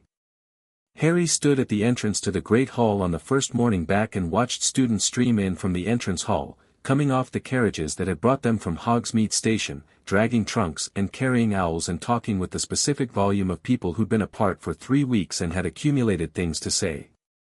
Neville spotted him first and crossed the entrance hall with the kind of directness that had been arriving incrementally since September and was now simply his, not performing confidence, just moving toward a thing he wanted because he wanted it. He looked better than he had at the end of term. Something had happened over the holidays, Harry could see it in the posture, the set of the jaw, the quality of his eyes. Gran had a conversation with me, Neville said, without preamble. A specific one? Harry said. About what I'm for, Neville said. What she actually thinks I'm capable of. She was, he stopped. His expression was the expression of someone who'd received something they'd been waiting for without knowing they'd been waiting for it. She was honest. Properly honest. She said she'd been managing me instead of teaching me and she wanted to stop. Good, Harry said. She wrote to you, Neville said. I think. She mentioned it. She did, Harry confirmed. Augusta's letter had been 2 pages and had included, at the end, a single sentence that had told him more than the preceding 2 pages. I owe him an apology and I've given it, which is something you've made possible. I am not accustomed to that kind of debt, but in this case I find I don't mind it. Ron arrived 2 minutes later, slightly louder than Neville, taller than Harry remembered, which was unreasonable given 3 weeks, bearing a tin from his mother that smelled of shortbread and which he opened immediately and shared without being asked. Hermione arrived last, as the great hall was filling, carrying the expanded notebook and looking like someone who'd worked productively and was pleased about it. She looked at Harry and said, I extended the anchor theory into a full framework. 14 pages. I think it works for 3rd years but possibly 2nd years with advanced instinctive magic. I need a test case. Neville, Harry said, and looked at Neville, who had a shortbread in each hand and looked up with the expression of someone about to be volunteered for something. What? Neville said. Hermione has a theory, Harry said. You're the control variable. I'm eating shortbread, Neville said. You can eat shortbread and be a control variable, Ron said helpfully. They went to breakfast, all 4 of them, and the high table had Harry's place set as it had been in September, the 5th place between Dumbledore and McGonagall's chairs, and Harry stopped at the bottom of the dais and looked at it for a moment. Dumbledore was already at the table, talking to Flitwick. He glanced at Harry over Flitwick's head with the specific quality of the conversation that continued, the look that said we have things to discuss, there is time, good morning, and Harry held it for a beat and nodded, and Dumbledore nodded back. McGonagall was reading a letter, upright and precise, and didn't look at Harry, but the way she didn't look at him had changed since September in the specific way that things change when they've become familiar. Not looking at him the way you don't look at something that's always been there. Which was its own form of welcome. He walked to the high table and sat down. Below him, the hall filled up, all 4 tables loud and warm, the enchanted ceiling showing a pale January sky, the candles bright in the grey morning light. He could see his friends from here, Hermione's bushy hair bent over the notebook, Ron's ginger head thrown back in a laugh at something, Neville carefully feeding Trevor a piece of shortbread while Hermione was looking elsewhere. He could see Draco Malfoy at the Slytherin table, deep in conversation with Zabini, and Draco looked up once and caught Harry's eye and gave a nod that was, for Draco, a small but real thing, a nod without the performance, without the architecture of status. The nod of someone maintaining a thread. Harry nodded back. He looked at the hall for a moment longer, all of it, the whole warm, loud, complicated, extraordinary room full of the next generation of the wizarding world, and the portraits on the walls that held the centuries, and the enchanted ceiling that held the weather, and the castle around all of it that held everything, steady and ancient and aware. He picked up his fork. The years stretched ahead of him, the Wisengamot reinstatement in spring, the Horcrux research, the 2nd year arriving like a new chapter in a book that was genuinely good and getting better. His friends below him and the staff around him and the school itself vibrating at its lowest frequency, the warmth that meant I know you, you belong here, you are mine. He ate his breakfast. He was 11 years old. He was Harry James Potter-Black, sovereign of Hogwarts, heir to 4 bloodlines that had each, in their own way, been building toward him for centuries. He was the boy who had sat in a dark cupboard and read Roman history and found a letter in a stone and decided, with the absolute certainty that would become his inheritance and his armor, that he was not what had happened to him. He was not done. He was barely started. He looked at the hall, his school, his world, and felt the specific quality of a person standing at the beginning of something enormous, prepared, unafraid, and entirely, deeply ready. Now, said the castle, and the ring, and the 4 converged bloodlines, and the boy who carried them. Now it's your turn.